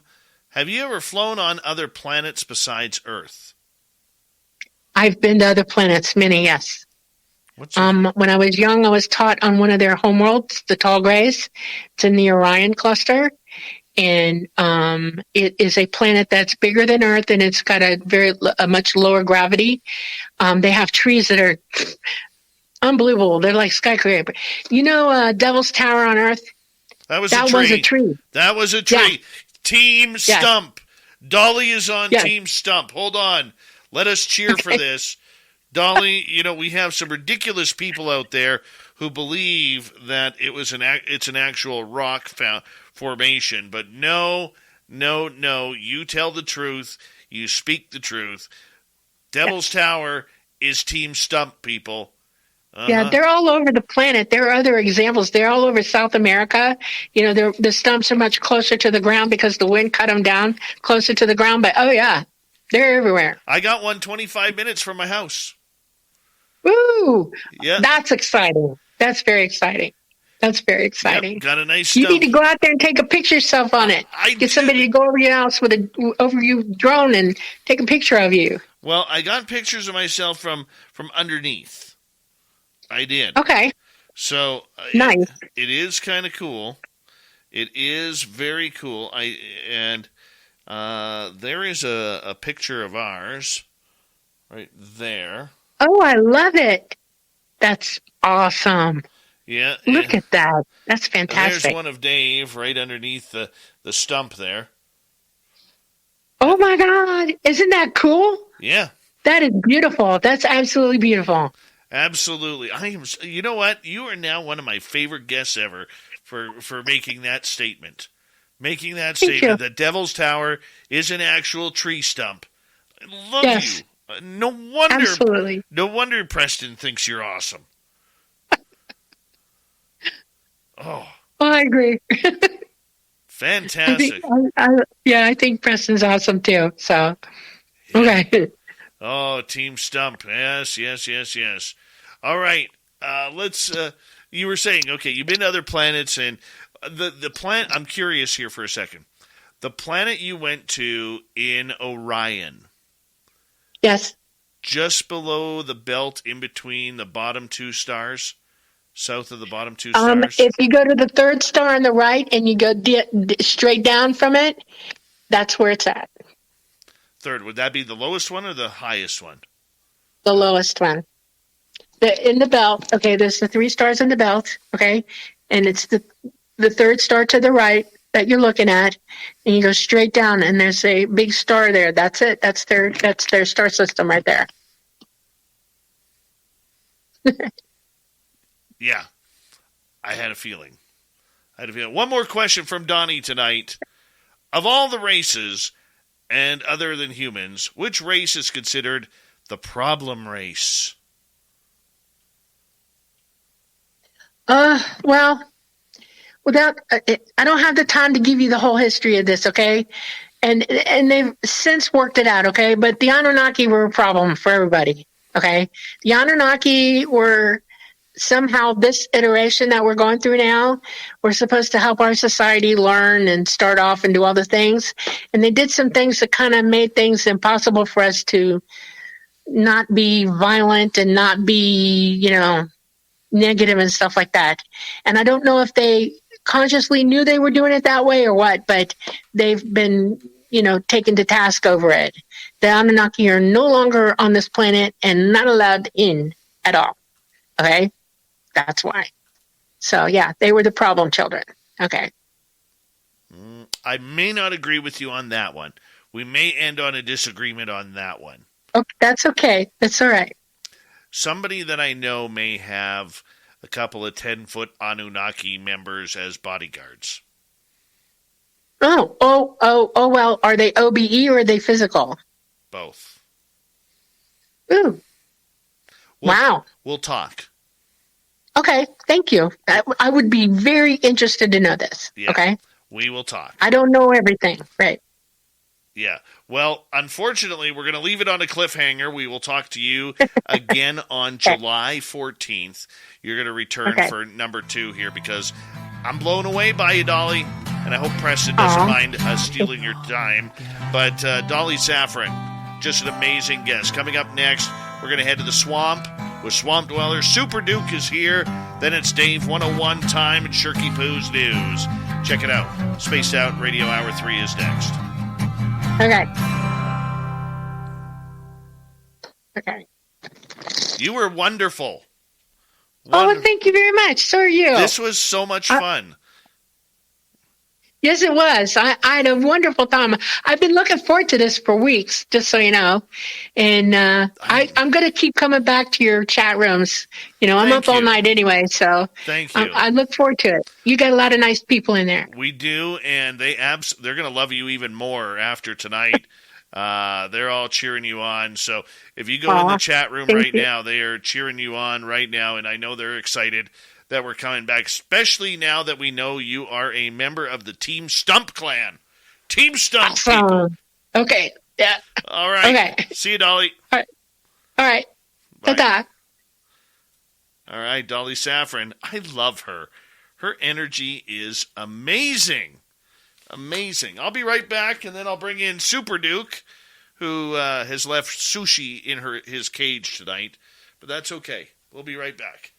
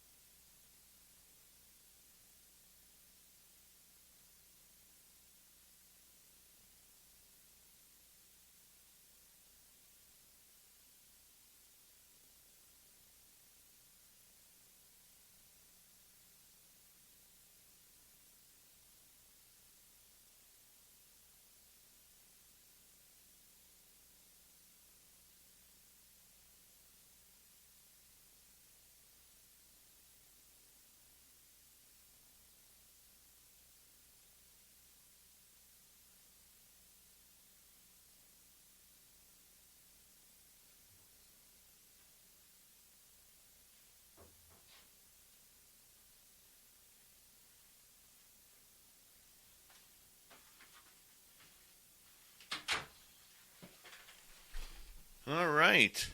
Super Duke time. Morning, Commonwealth Andrew. Cashew, how you doing, buddy? Nicholas, good to see you. There's Super Dukey Duke. Hey, Dave. What's happening, buddy? It's as late at night. I have two different things we could talk about. Are you interested in hearing more about giants in Southeast Asia and play the Is It a Giant or Is It a Giant Bigfoot game? Or would you like to hear about the indestructible monster from Persia that used to plague the world back in the olden days? Indestructible monster from Asia. Persia. Let's do it.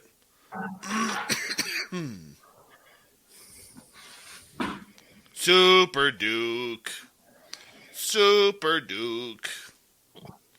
Busy editing for Sunday's show with the return of Blaine Tyler, Canada's finest.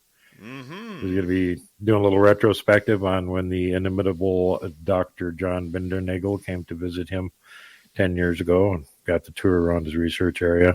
Beautiful. He's also going to show some pictures and video that he has never showed to the public before. That is stellar. So it should be fun. What time on Sunday? Should be fun. 8 Central on Sunday. Remind me. I want to see that.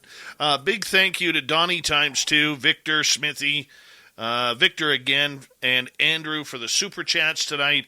Very much appreciated. Thank you to all the veterans tuning in. Hi, Pleiadian Starseed. Good to see you.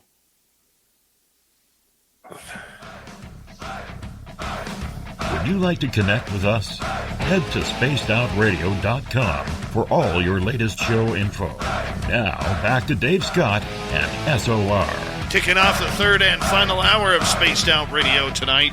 Good to have you with us. My name is Dave Scott. Very much appreciate earning your listening ears wherever you are on this beautiful planet we call Earth.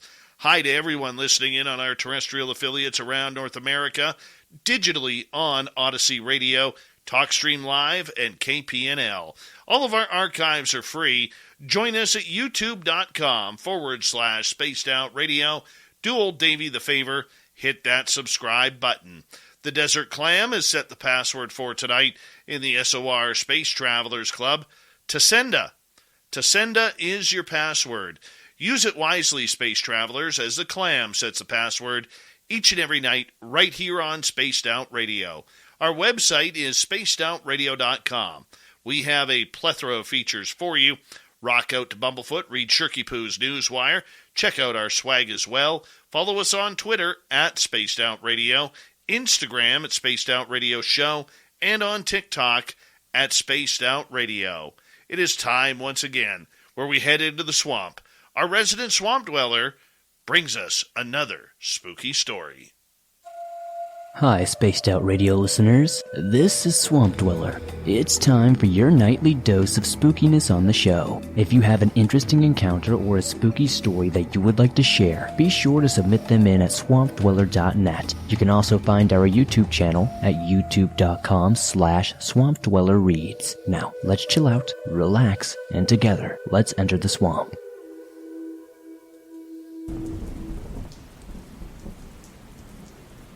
So my trucking route is from here, in Connecticut, down to Kentucky and Tennessee. It's a pretty good run. I get to see all the sights of the East Coast. But one area of the country gets wild. The area around the Appalachian Mountains. You guys probably know that one of the country's poorest areas got screwed over as the coal mining jobs dwindled and the local economy went down the crapper. I feel for those people down there. Seeing how entrenched in poverty some families are is truly heartbreaking. So I was rolling through an area of the state that I hadn't previously been through, thanks to my usual section of the highway being blocked off by some traffic accident that had unfortunately left a few people dead. I was having some trouble navigating the roads after my phone ran out of battery, and wouldn't you know it, the plug charger decided to give out too. Worst timing ever. But I was an experienced truck driver and wasn't driving an 18-wheeler on that run, so I was free to take some more of the minor roads to find my way around. But even though I considered myself pretty good on the streets, there was a point when I found myself hopelessly lost, and I started to worry that I wouldn't make my shipping delivery deadline. That would mean disciplinary proceedings, and I could not afford those. So anyway, I happened to see this guy wandering down the side of the road. So I slow my truck down, wind down the window, and ask him for directions. The guy seems friendly enough and is willing to take a few minutes to give me all the information I need to make it back onto the main highway that are headed south. But then I started asking him if there was anywhere nearby that I could get some lunch, as it was getting towards about 1 in the afternoon, and I'd only managed to get myself a meager breakfast. The guy seems to think for a minute, scratching his head, taking an unusually long time to think of an answer to this question that usually would only take a few seconds to answer. It's rare to be anywhere in West Virginia where there isn't a Cracker Barrel within a few miles, so why he didn't just point me in the direction of one of those was beyond me. When I pressed him, he told me he knew of an old family-run place that did the best chicken fried steak in the entire county, maybe even the state. Suddenly all was forgiven. Now, I might be a northerner, but I'll be damned if I turn down a good chicken fried steak. All that was taking so long was for him to try and remember the best way there that wouldn't take me down some run-down old dirt road, one which might get my truck stuck on it, which would have left me screwed. So after a minute, he gave me a detailed direction toward an old strip mall. He told me it was mostly abandoned, but the restaurant was still there, along with a few other smaller businesses, and not to pay any mind that the place seemed quiet during lunch, as it did most of its business in the early morning to late evening. I was happy enough, thanked the guy, then set off following the directions he had given me. So it took me a little while to find the old strip mall the guy was talking about. It was a little frustrating to drive past a couple of chain restaurants and whatnot, given that I was so hungry. But goddamn, if I wasn't craving some of that country-style, chicken fried steak, and if it was really a family-run place, then all the better. The chain restaurant stuff doesn't cut it compared to the authentic, home-style cooking. But eventually, I found this run-down old strip mall the guy seemed to be talking about, and it was a wonder that this place was in such a state of disrepair. It was way off any highway. There were absolutely no signs, anywhere. Literally nothing to let you know it was there. But even worse, I saw no indication that any kind of restaurant was open in any of the units. I wasn't about to give up so easily, though, as I saw one place with a big old sign saying something like, Mama J's Country Kitchen, or some weird variation. So my hopes were restored. That's when I see a guy open the door of the place, stepping out into the afternoon heat and staring over at my truck. I gave him away from the driver's side, overjoyed that I was finally about to get some decent food on what had been a lonely drive down from Connecticut. I figured he hadn't seen me do it, that or the sun was obscuring his vision or something, because he just continued to stare back at me. I get out of my truck, lock the doors, and walk to the restaurant. I called out to the guy halfway across the parking lot asking if they were open for business. Again, the guy doesn't react. He keeps staring at me in a distinctly unwelcoming way that I notice. Something in my gut just told me to stop walking. I had this creeping feeling all over my body like something was telling me that something was wrong with this whole setup. And no sooner had I started feeling distinctly vulnerable, the guy reached behind his back, pulling something out of his back pocket, and put it on his head.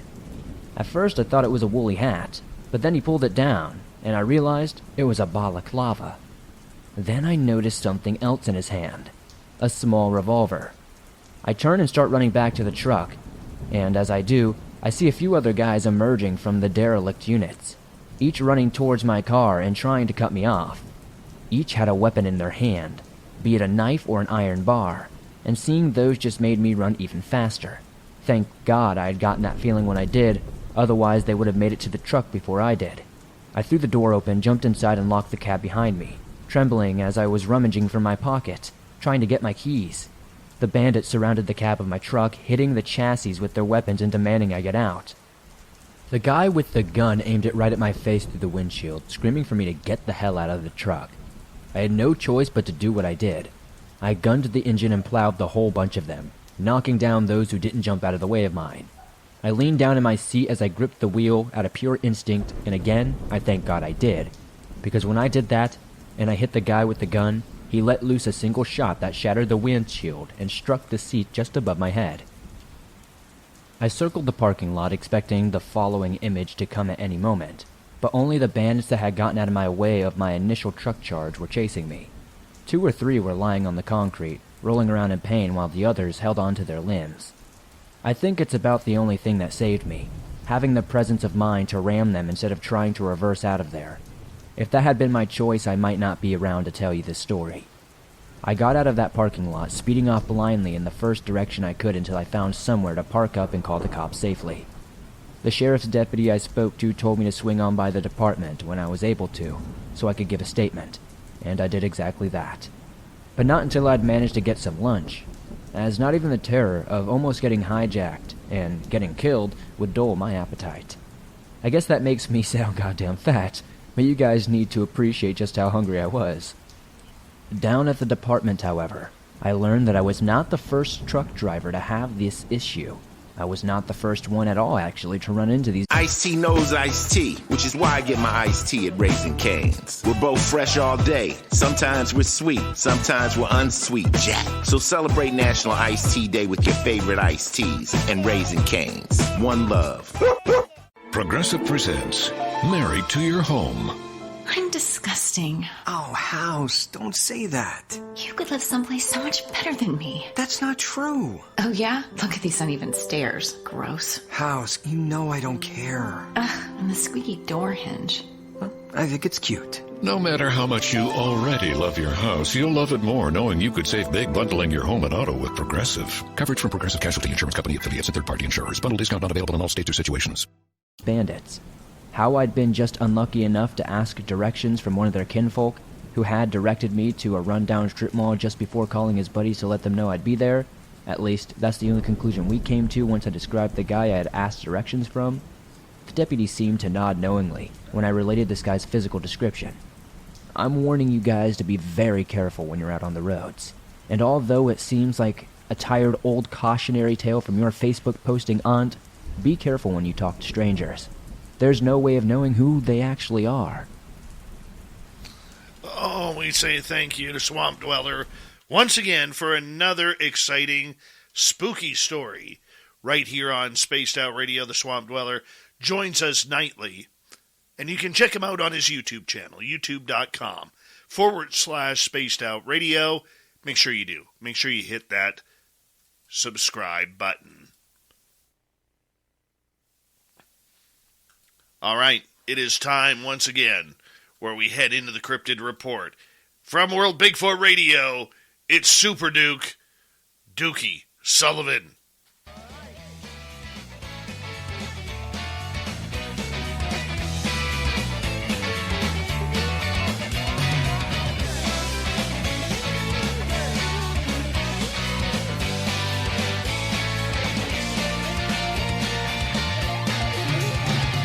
How you doing there, Super Duke for World Bigfoot Radio? Oh, hold on. There we go. How you doing, buddy?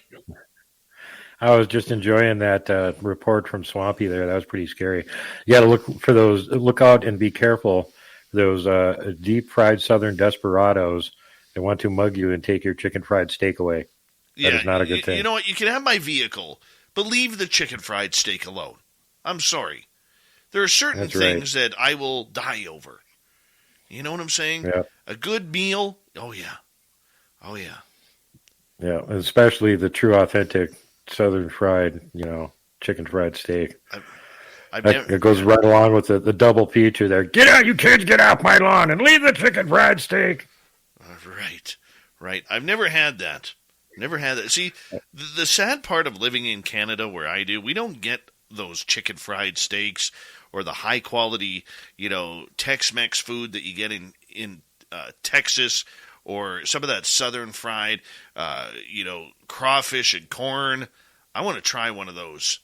You know where they put everything in a big boiler and there's lemons in there and oranges and onions and potatoes. I forget what those are called, but every time I see they do one, fish boils and stuff too. Where they'll throw in like pieces of sausages and shrimp, scallops, a bunch of different veggies. Boil everything together. Freaking awesome. Yeah, I've always wanted to try that. I might have to just one day just say, screw it, head down to like Louisiana and try some of that out. Yeah. Got one of my best friends that I talk to almost every day. Lives right down there in Nolens, down in Louisiana.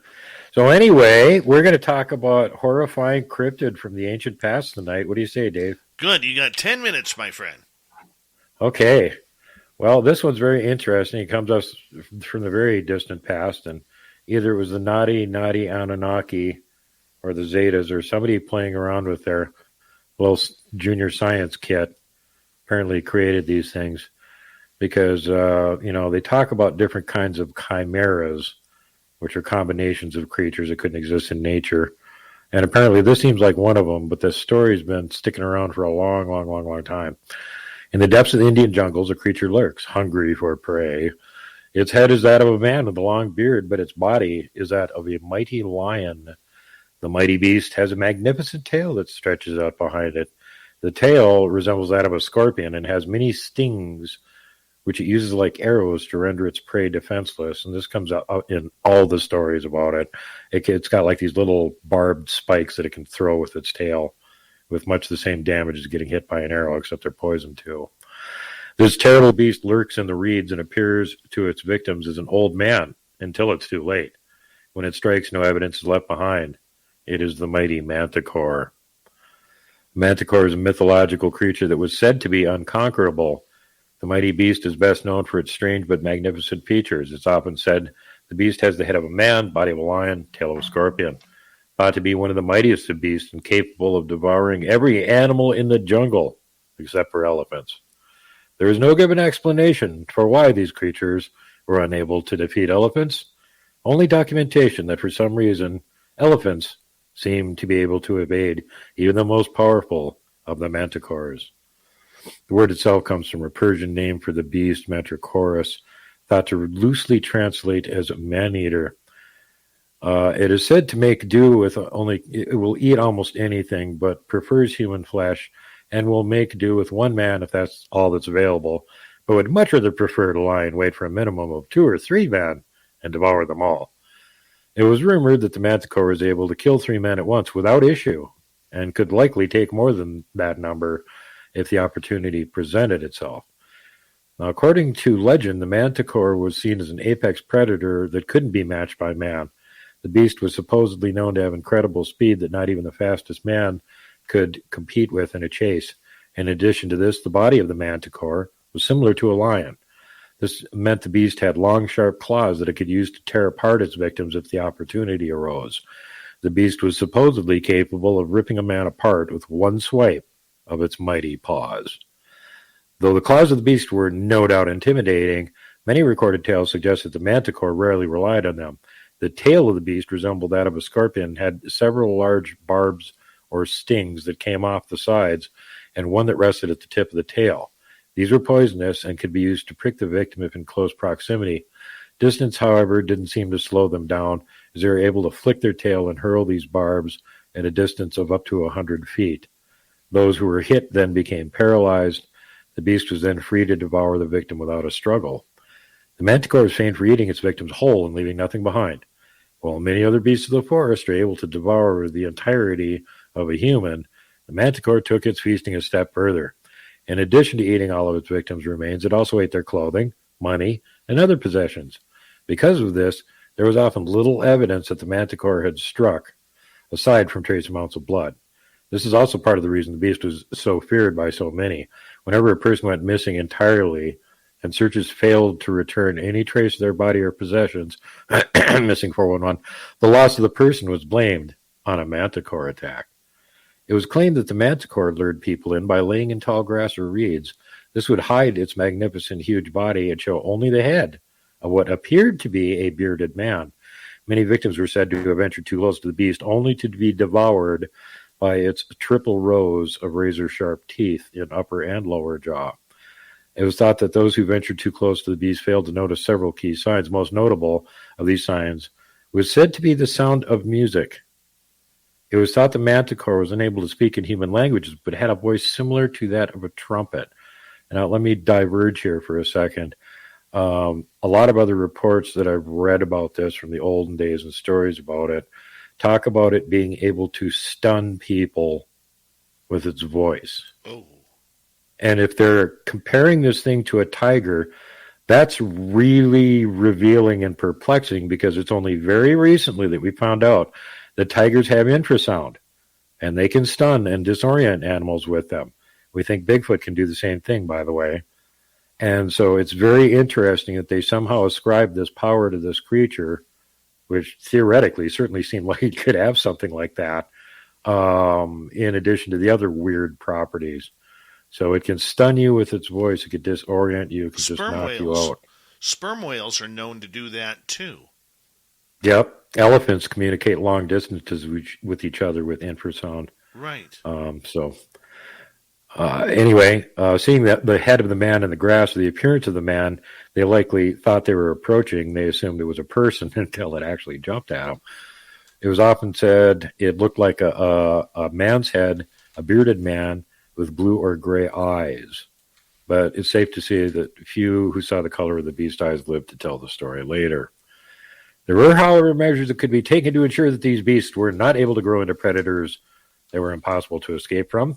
Records show that it was believed a manticore could be hunted while it was young in order to prevent the development of one of its most fearsome attributes, its tail. Supposedly, skilled hunters were able to track down the young manticore cubs because their tails hadn't yet developed the deadly barbs they could throw with them. It was thought that if one could capture a manticore and stomp on its tail hard enough, the tail would become deformed and wouldn't be able to grow the deadly stings that rendered villagers and travelers helpless against the beast. Other than this, and it makes you wonder, like, if you caught it and you could stomp on its tail, why not just kill it? What? Wait, why? Why are you letting it live? Okay, other than this, fighting the manticore was thought to be futile. It was believed that the fur of the manticore was impenetrable, and any weapon used against the body of the beast would be in vain. Though no known records support the thought, some have hypothesized that the only place a manticore was vulnerable was actually in the inside of its mouth. However, even if a manticore is able to be killed with a fatal blow to the mouth, it is thought the creature would simply resurrect, as it was thought to have mythical powers. And now the interesting thing is this whole legend got passed along to the ancient Greeks, who also had their own stories and descriptions of it, which is very, very similar. Great emphasis is given to the body of the beast. The body of the manticore is always described as being similar to that of a lion, but with a brilliant hue of red, often recorded as being scarlet in color. And I've also heard this reported as being like a very dark orange. Manticore's body is often much larger than that of a normal lion and capable of performing impressive feats. Most notable of these, of course, is perhaps its surprisingly fast and agile speed. It is said that not even the fastest man can match the speed of a manticore when it's in pursuit of its prey. Additionally, the claws of the beast are known to be extremely sharp. With one swipe of its mighty paws, it could tear a man apart. Last but certainly not least is the fearsome tail of the mighty beast. Again, the tail is said to resemble that of a scorpion with several stings and barbs on it. If in close proximity to its prey, it can use the stings to stab it. Or, however, distance does not limit this feature. If the manticore is far away from its intended prey, it has the option of shooting these stings at its victim, flicking its tail and throwing them. Everyone that's thrown from its tail of the creature is quickly replaced with another, so that the manticore can continue its onslaught until it's successful and has rendered its victims and prey defenseless. Also, important note again with the human head, can't speak languages, and again they mention the trumpet-like sound of its voice. Apparently, it's extremely cunning, often noted for its impressive appetite. It's said to use clever tactics to lure groups of people into range so that it can pounce on them and devour their entire being. Nothing creepy about this, Duke. Nothing creepy about this. No, this is a totally friendly thing. Again, what were they going to make pets out of them? Just stamp on its tail so it can't throw barbs at you. It'll make a good pet. What, are you crazy? So anyway, that is the legend of the manticore. And we can hope that they don't actually exist. But here's an interesting side note. About 2 years ago, one of my friends over in Washington State called me at 2 o'clock in the morning, really scared and shook up. And I said, what's going on? And they said, Duke, I just went out on the porch to have a cigarette, and I saw this weird thing 2 houses down across the street. There was actually 2 of them, and they were over by the hedge and, like, looking at each other or something. And I said, well, what did these weird things look like? Was it Bigfoot? She said, no. They look like a giant orange house cat with really long hair, but about the size of a lion. And they had a face on them that kind of looked like a person. and it looked like they were like talking to each other or something, but I couldn't hear anything. And one of them turned and looked at me, and it gave me this look like, oh, you're not supposed to see me. And they both vanished. She has no idea what a manicore is. Holy cow. Super Duke from World Bigfoot Radio. We got 10 seconds here. Let everybody know where they can find you. You can find me in all the usual places: YouTube, Brighteon, Rumble, Odyssey, BitChute. And speaking of Rumble, I am now connected up to their social media platform, which they've absorbed, Locals. So come find me over there, too. All right. Super Duke from World Bigfoot Radio.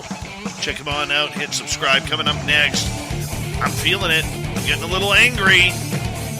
The Dave 101 is next on Spaced Out Radio.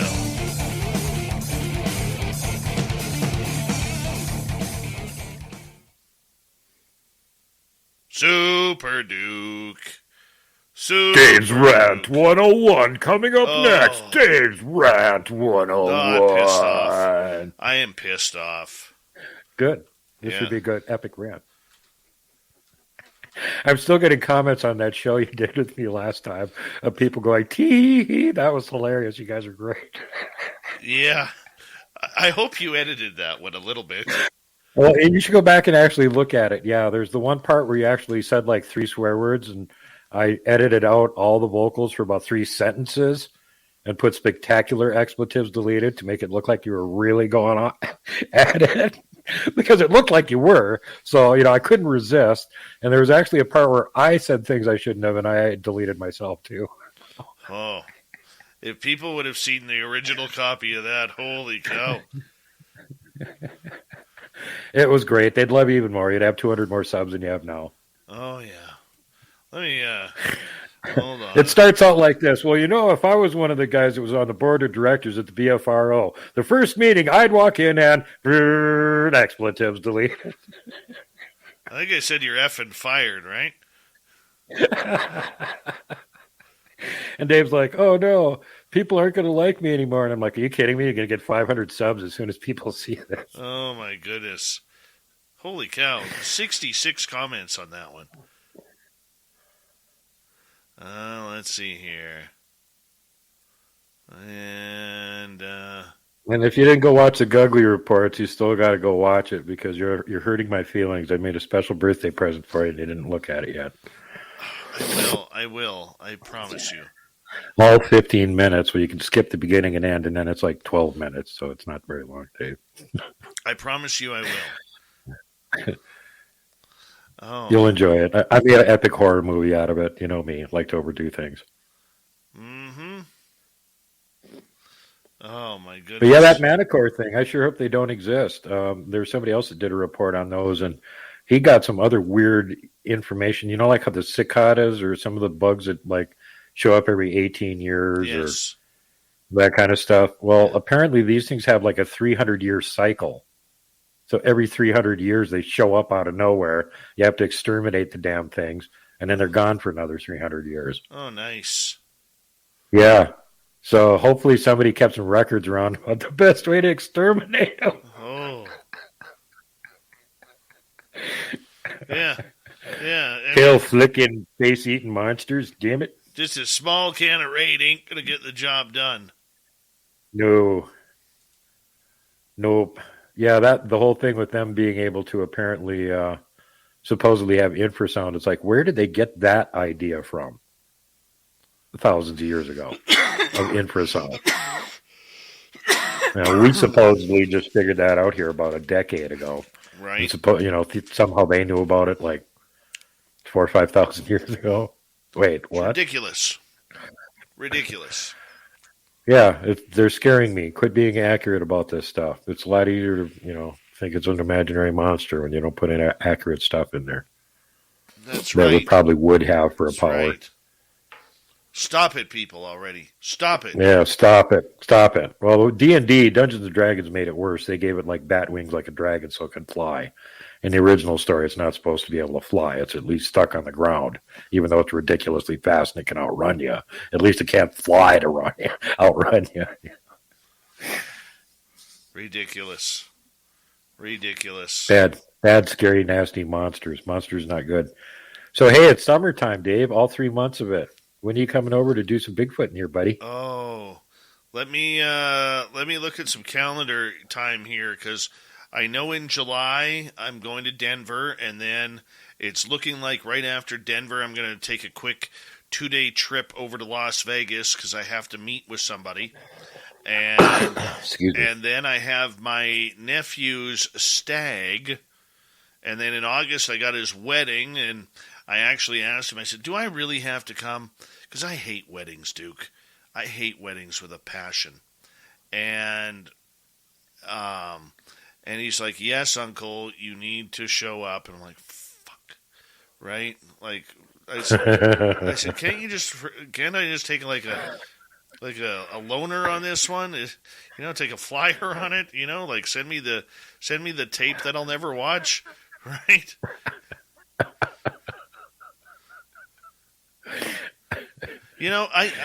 I'll you know what, Duke? Stick around for after the show, man. I'll tell you the reason why I hate weddings. All right. Okay. All right. I'll come back here when it's top of the hour again. I'll just put you in the background here. Huh? Okay. Hi, Cybermind. How you doing?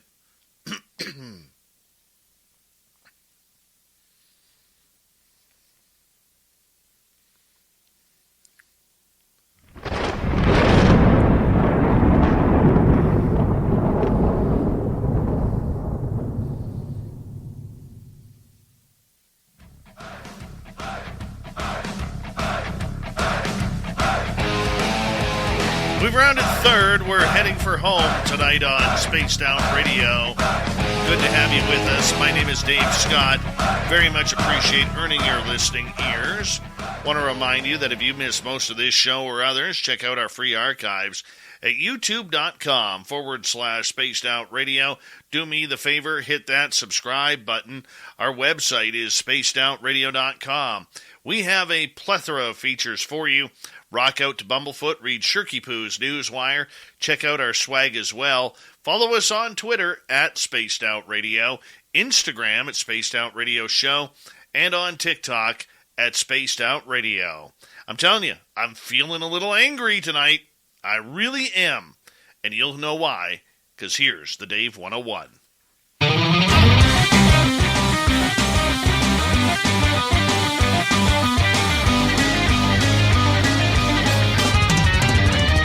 It's time for Dave 101.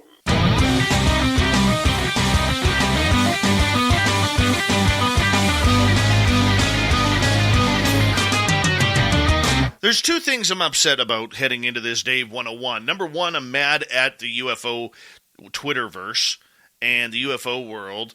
And number two, I'm mad at NASA. Why am I mad at NASA and the UFO Twitter world? Well, let old Ice-T knows Ice-T, which is why I get my iced tea at Raising Cane's. We're both fresh all day. Sometimes we're sweet, sometimes we're unsweet, Jack. So celebrate National Iced Tea Day with your favorite iced teas and Raising Cane's. One love. Finding the right person for the job isn't easy. Just ask someone who hired a monster truck driver to deliver pizza. And the neighbors are going wild. You can hear that engine from a mile away, Fran. And he's foregoing the driveway and heading right up the lawn and over the azaleas. What a power move. But if you've got an insurance question, you can always count on your local Geico agent. They can bundle your policies, which could save you hundreds. With 6-foot tires and a roll cage, this pizza guy could quite literally crush the competition. For expert help with all your insurance needs, visit geico.com/local today. Davey tell you. Now, a number of months ago, I did a Dave 101 about NASA knowing about UFOs. Well, you better brace yourself because here we go again. NASA had the audacity to say they are putting a team together to study unidentified aerial phenomena, popularly known as UFOs. Yep, the team is going to gather data on events in the sky that cannot be identified as aircraft-known natural phenomena from a scientific perspective. NASA said it was interested in UAPs from a security and safety perspective. There is no evidence that UAPs are extraterrestrial in origin, NASA added. The study will begin this fall and is expected to take 9 months. NASA believes that the tools of scientific discovery are powerful and apply here also, said Thomas Zurbuchen, the Associate Administrator of the Science Mission Directorate at NASA headquarters in D.C. Now, this is where I get upset. And all of you should be just as upset as me. NASA is a bunch of hypocrites. I'm not saying they don't do their jobs well. Okay? What the astronauts do, what those engineers do, what those construction workers do is extremely important. But when it comes to UFOs, NASA is the biggest bunch of hypocrites on this planet. And secondly, the UFO world is cheering them on like, yes, yes, NASA. Oh, please go search for UFOs. Please make this happen. Join the action plan. Join the activists in trying to prove that UAP are here on Earth. Really? Seriously? How can you sit there and do this? Honestly, how can NASA sit there with a straight face and say, we're now in the UAP watching game? Think about it. Right back to Gemini. There have been astronauts such as Gordon Cooper, the late Dr. Edgar Mitchell, and many others who have reported seeing UFOs while in space. Okay? Now I'm taking this from Wikipedia. And I know, you can't trust everything on Wikipedia. But let's just listen here for a second. Gemini 4. Pilot Jim McDivitt spotted an object that he described as a white cylindrical shape with a white pole sticking out of one corner of it. He took 2 pictures of it while his partner Ed White was asleep at the time. Yes. Number 2, Gemini 7. The astronauts mentioned a bogey, which ufologists have claimed was reference of a UFO. Number 3, UFO community. Within the UFO community, stories have spread that Neil Armstrong was reported to have witnessed multiple UFOs during Apollo 11. Other astronauts, like Edgar Mitchell, Apollo 14? 6th man to walk on the moon? Yeah, he saw it. Many others. NASA TV in 2013, astronaut Christopher Cassidy saw a UFO float past the International Space Station near its Progress 2052 cargo ship. August 19th, 2020, cosmonaut Ivan Wagner posted a video on Twitter featuring UFOs on a time-lapse he recorded while watching the Aurora Australis. Astronauts have seen this in space. Yet NASA wants us to believe that they know nothing. They are just as clueless as the Navy, Air Force, Marines, Army, Coast Guard, and every airline manufacturer in between. And we're falling for it. Bill Nelson, the head of NASA, should be ashamed of himself for pulling the wool over the American eyes, and therefore the eyes of the world. It is beyond belief and unconscionable that they would think and take advantage of the public being this stupid. NASA, if we believe the reports, has been said to wash photographs of all over the solar system. They have been known to cover up what their own astronauts have said. And if their astronauts are seeing things, and it has been reported, photographed, and discussed, shouldn't NASA be looking in its own closets, its own filing cabinets, its own warehouses, bathroom reading material, to actually be looking for what they know? They have been going to space for 60 years, and they are treating us like we're stupid. They are treating us like children who don't know any better. And ufology is just so excited that NASA is involved that we're all about time. Yes, they're on our team now. NASA isn't on our team. They're about the cover-up. Their own astronauts, as I have said, have seen things. These are men and women who go through years, sometimes decades, of rigorous training just to get one shot to go up into space. They are smart. They are brilliant. They are aware of their environment. They know what they are seeing. NASA needs to come forward and tell us what they know. NASA needs to stop playing the people like fools. They have taken billions upon billions of American tax dollars and other countries' tax dollars, like Canada, and used it for whatever the hell they want. And in the meantime, if they've seen something, nobody knows about it. If an astronaut has seen something, well, in space, people see strange things which they can't really recognize. It was probably space junk. It was probably a glare from Venus, swamp gas that rose into the stratosphere. Whatever it is. Bill Nelson, the head of NASA, should be called out on this. And yet not a single journalist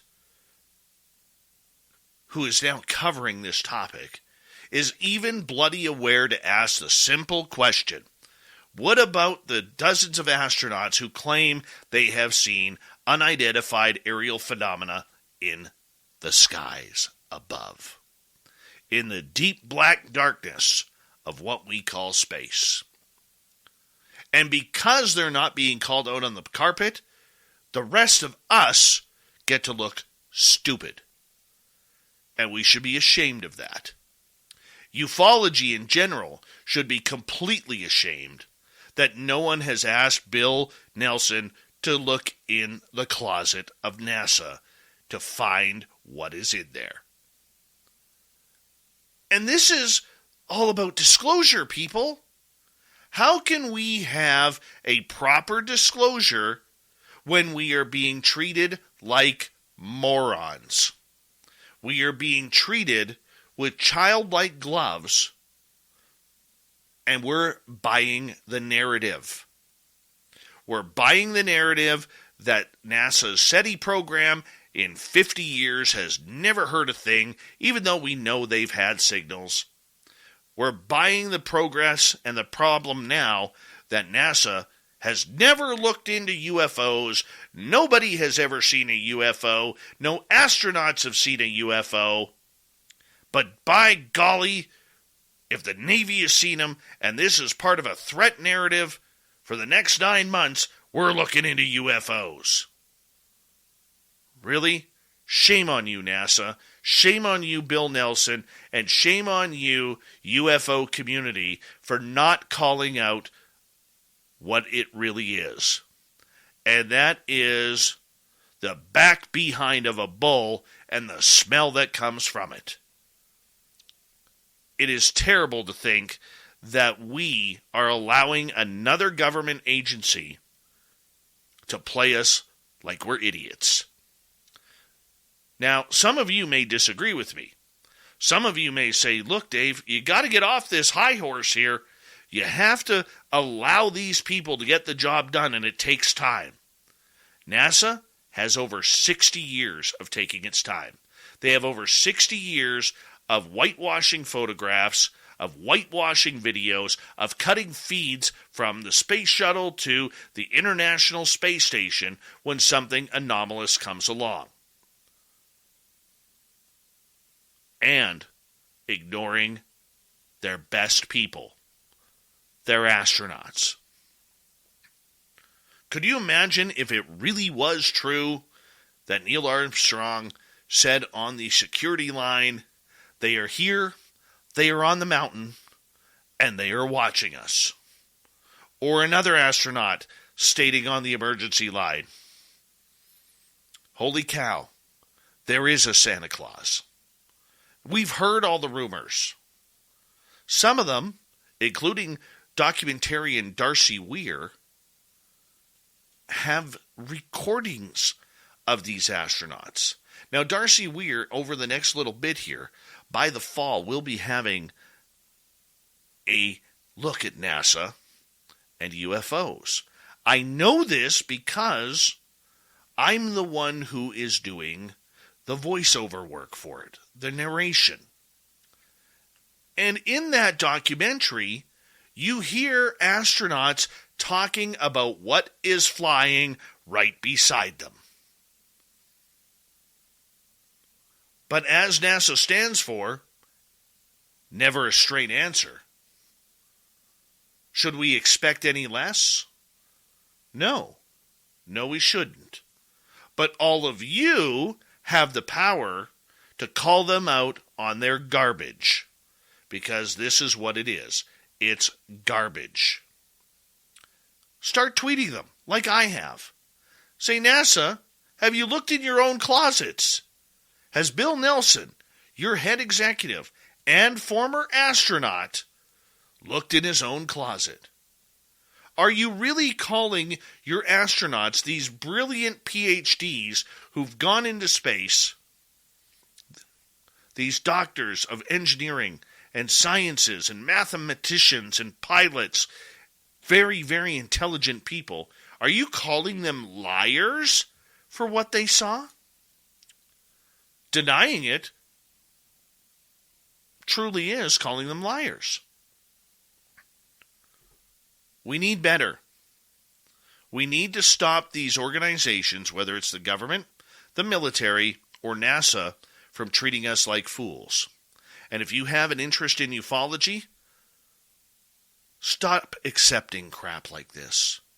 Because we can't move the field forward if they keep kicking us 2 steps behind. And that's exactly what NASA has done.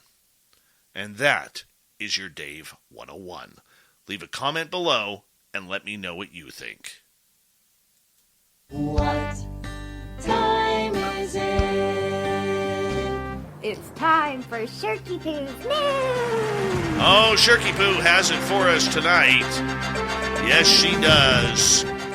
A ghost hunter believes he may have tricked the infamous Black Monk of Pontefract into posing for a photo. John Paul Newlands from Lincolnshire over in the UK said he was left almost in tears of fear when an apparition was caught in one of his photographs last month. The 40-year-old ventured into what has been called one of the country's most haunted homes, 30 East Drive, Pontefract, East Yorkshire, to see if he could coax the spirit out for a snap. And he claims to have done just that, catching what he says is the terrifying figure lurking in the corner of one of his photos. John Paul says the picture shows the Black Monk wearing a long hooded robe and standing with his arms raised in the air. Recalling the moment when he came face to face with the ghost, the paranormal investigator said, "When I saw the picture, my heart sank. I won't lie, I was really taken aback by it. And I was at a point where I was nearly in tears. I don't know whether it was because I was happy or whether I was frightened. But he made it. He survived, and he got the photograph. And looking at the photograph, it's kind of impressive. Very, very impressive. You might want to check that on out. It is online. Let's move on. If this story is true, this could be very, very good. Very, very good. An experimental drug appeared to clear every patient of rectal cancer with minimal side effects in an unprecedented study, but oncologists say it's still too early to make sure that they are cured. The drug, called dostarlimab, was given to 12 people with a specific type of rectal cancer every 3 weeks for 6 months in a small study at the Memorial Sloan Kettering Cancer Center in New York. After the course of treatment, cancer was undetectable on physical exams, endoscopy, PET, and MRI scans for every one of the 12. And researchers said that in their presentation, they've never, ever seen this before. The participants didn't need any other treatment for up to a year on average, and there were no side effects bad enough to impact day-to-day activities. Let us hope that this is a start, because all of us, one way or another, have been affected by cancer, and it sucks. And we pumped way too many billions of dollars to still have Agent Orange pumped into people to try and kill the disease off. We're getting there. And let's hope that this one comes true. BC Hydro here in British Columbia says a beaver, how Canadian is this? A beaver chewed through a tree that fell and damaged several telephone poles and fiber optic cables, causing intermittent internet, television, home phone, and wireless service outages in part of northern British Columbia. TELUS reported that the wireless services were affected in Burns Lake, Topley, Terrace, Prince George, Kitimat, Smithers, Grand Isle, and Hazelton. Outages were also reported in Prince Rupert. The company said it worked with BC Hydro to repair the damage and restore service as soon as possible. Spokesperson Sibby here said that after the repairs were made, workers had a gnawing suspicion that a beaver had something to do with the felled tree, which went down close to Highway 16 between Houston and Topley, 14 kilometers east of Houston. They discovered the markings on the bottom of the tree, which indicated that it had been chewed through by a beaver. Yep, he here said the systems are in place to try and prevent such measures with brushes of nature, but they do happen from time to time. Personally, I think this beaver was pissed off. The Oilers were eliminated in 4 games from the conference finals. Oh no, here's a bad one if you're a Spice fan. If you're the kind of person who puts sriracha on just about everything, bad day for you. An April 19th letter from Hui Fong Foods, the manufacturer of the favorite spicy condiment, appears to lay out a dire situation for the sauce, at least in the short term. The company said in a letter that severe shortages of chili have forced them to halt production of sriracha completely. Unfortunately, this is out of our control, and without this essential ingredient, we are unable to produce any other products. While the letter is dated in April, it only recently came to light and was reported by outlets such as Bloomberg and the Daily Beast. That's horrible. Horrible. How do you live without that? I think every household has at least a Tabasco bottle and a sriracha bottle. So I don't know where we're going from here. Well, we might as well hook up with SpaceX and head off to Mars. They probably got sriracha there. Big thank you to Shirky Poo for the news, Super Duke for the cryptid report, Swamp Dweller for hanging on out and giving us another spooky story. And of course, our main man, myself for the Dave 101, and our special guest, Dolly Safran, with some incredible stories about UFOs and ET contact. We got Mr. Ron Bumblefoot Thal rocking in the background with Little Brother is Watching. Bumblefoot is the official music of Spaced Out Radio, rocking us in and out of every single show. Get your horns up for the guitar god himself. Special thanks to everybody listening in their cars, at work, at home, wherever you may be. Thank you to everyone in our chat rooms tonight for making this special, including YouTube, Twitch, LGAP, Facebook, and on Twitter at hashtag Spaced Out Radio.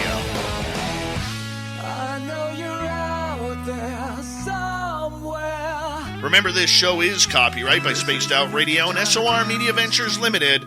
Thank you so much for choosing to share your evening with us, because together, my friends, we're watching. We own the night. Mr. Bumblefoot, we need a favor. We need you to take us home.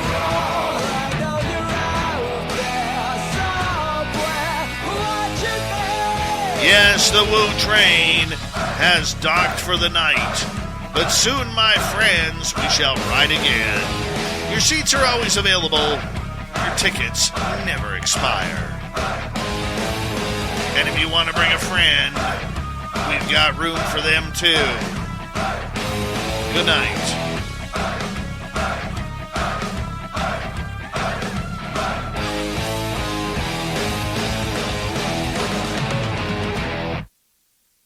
Ice-T knows iced-tea, which is why I get my iced tea at Raising Cane's. We're both fresh all day. Sometimes we're sweet, sometimes we're unsweet, Jack. So celebrate National Iced Tea Day with your favorite iced teas and Raising Cane's. One love.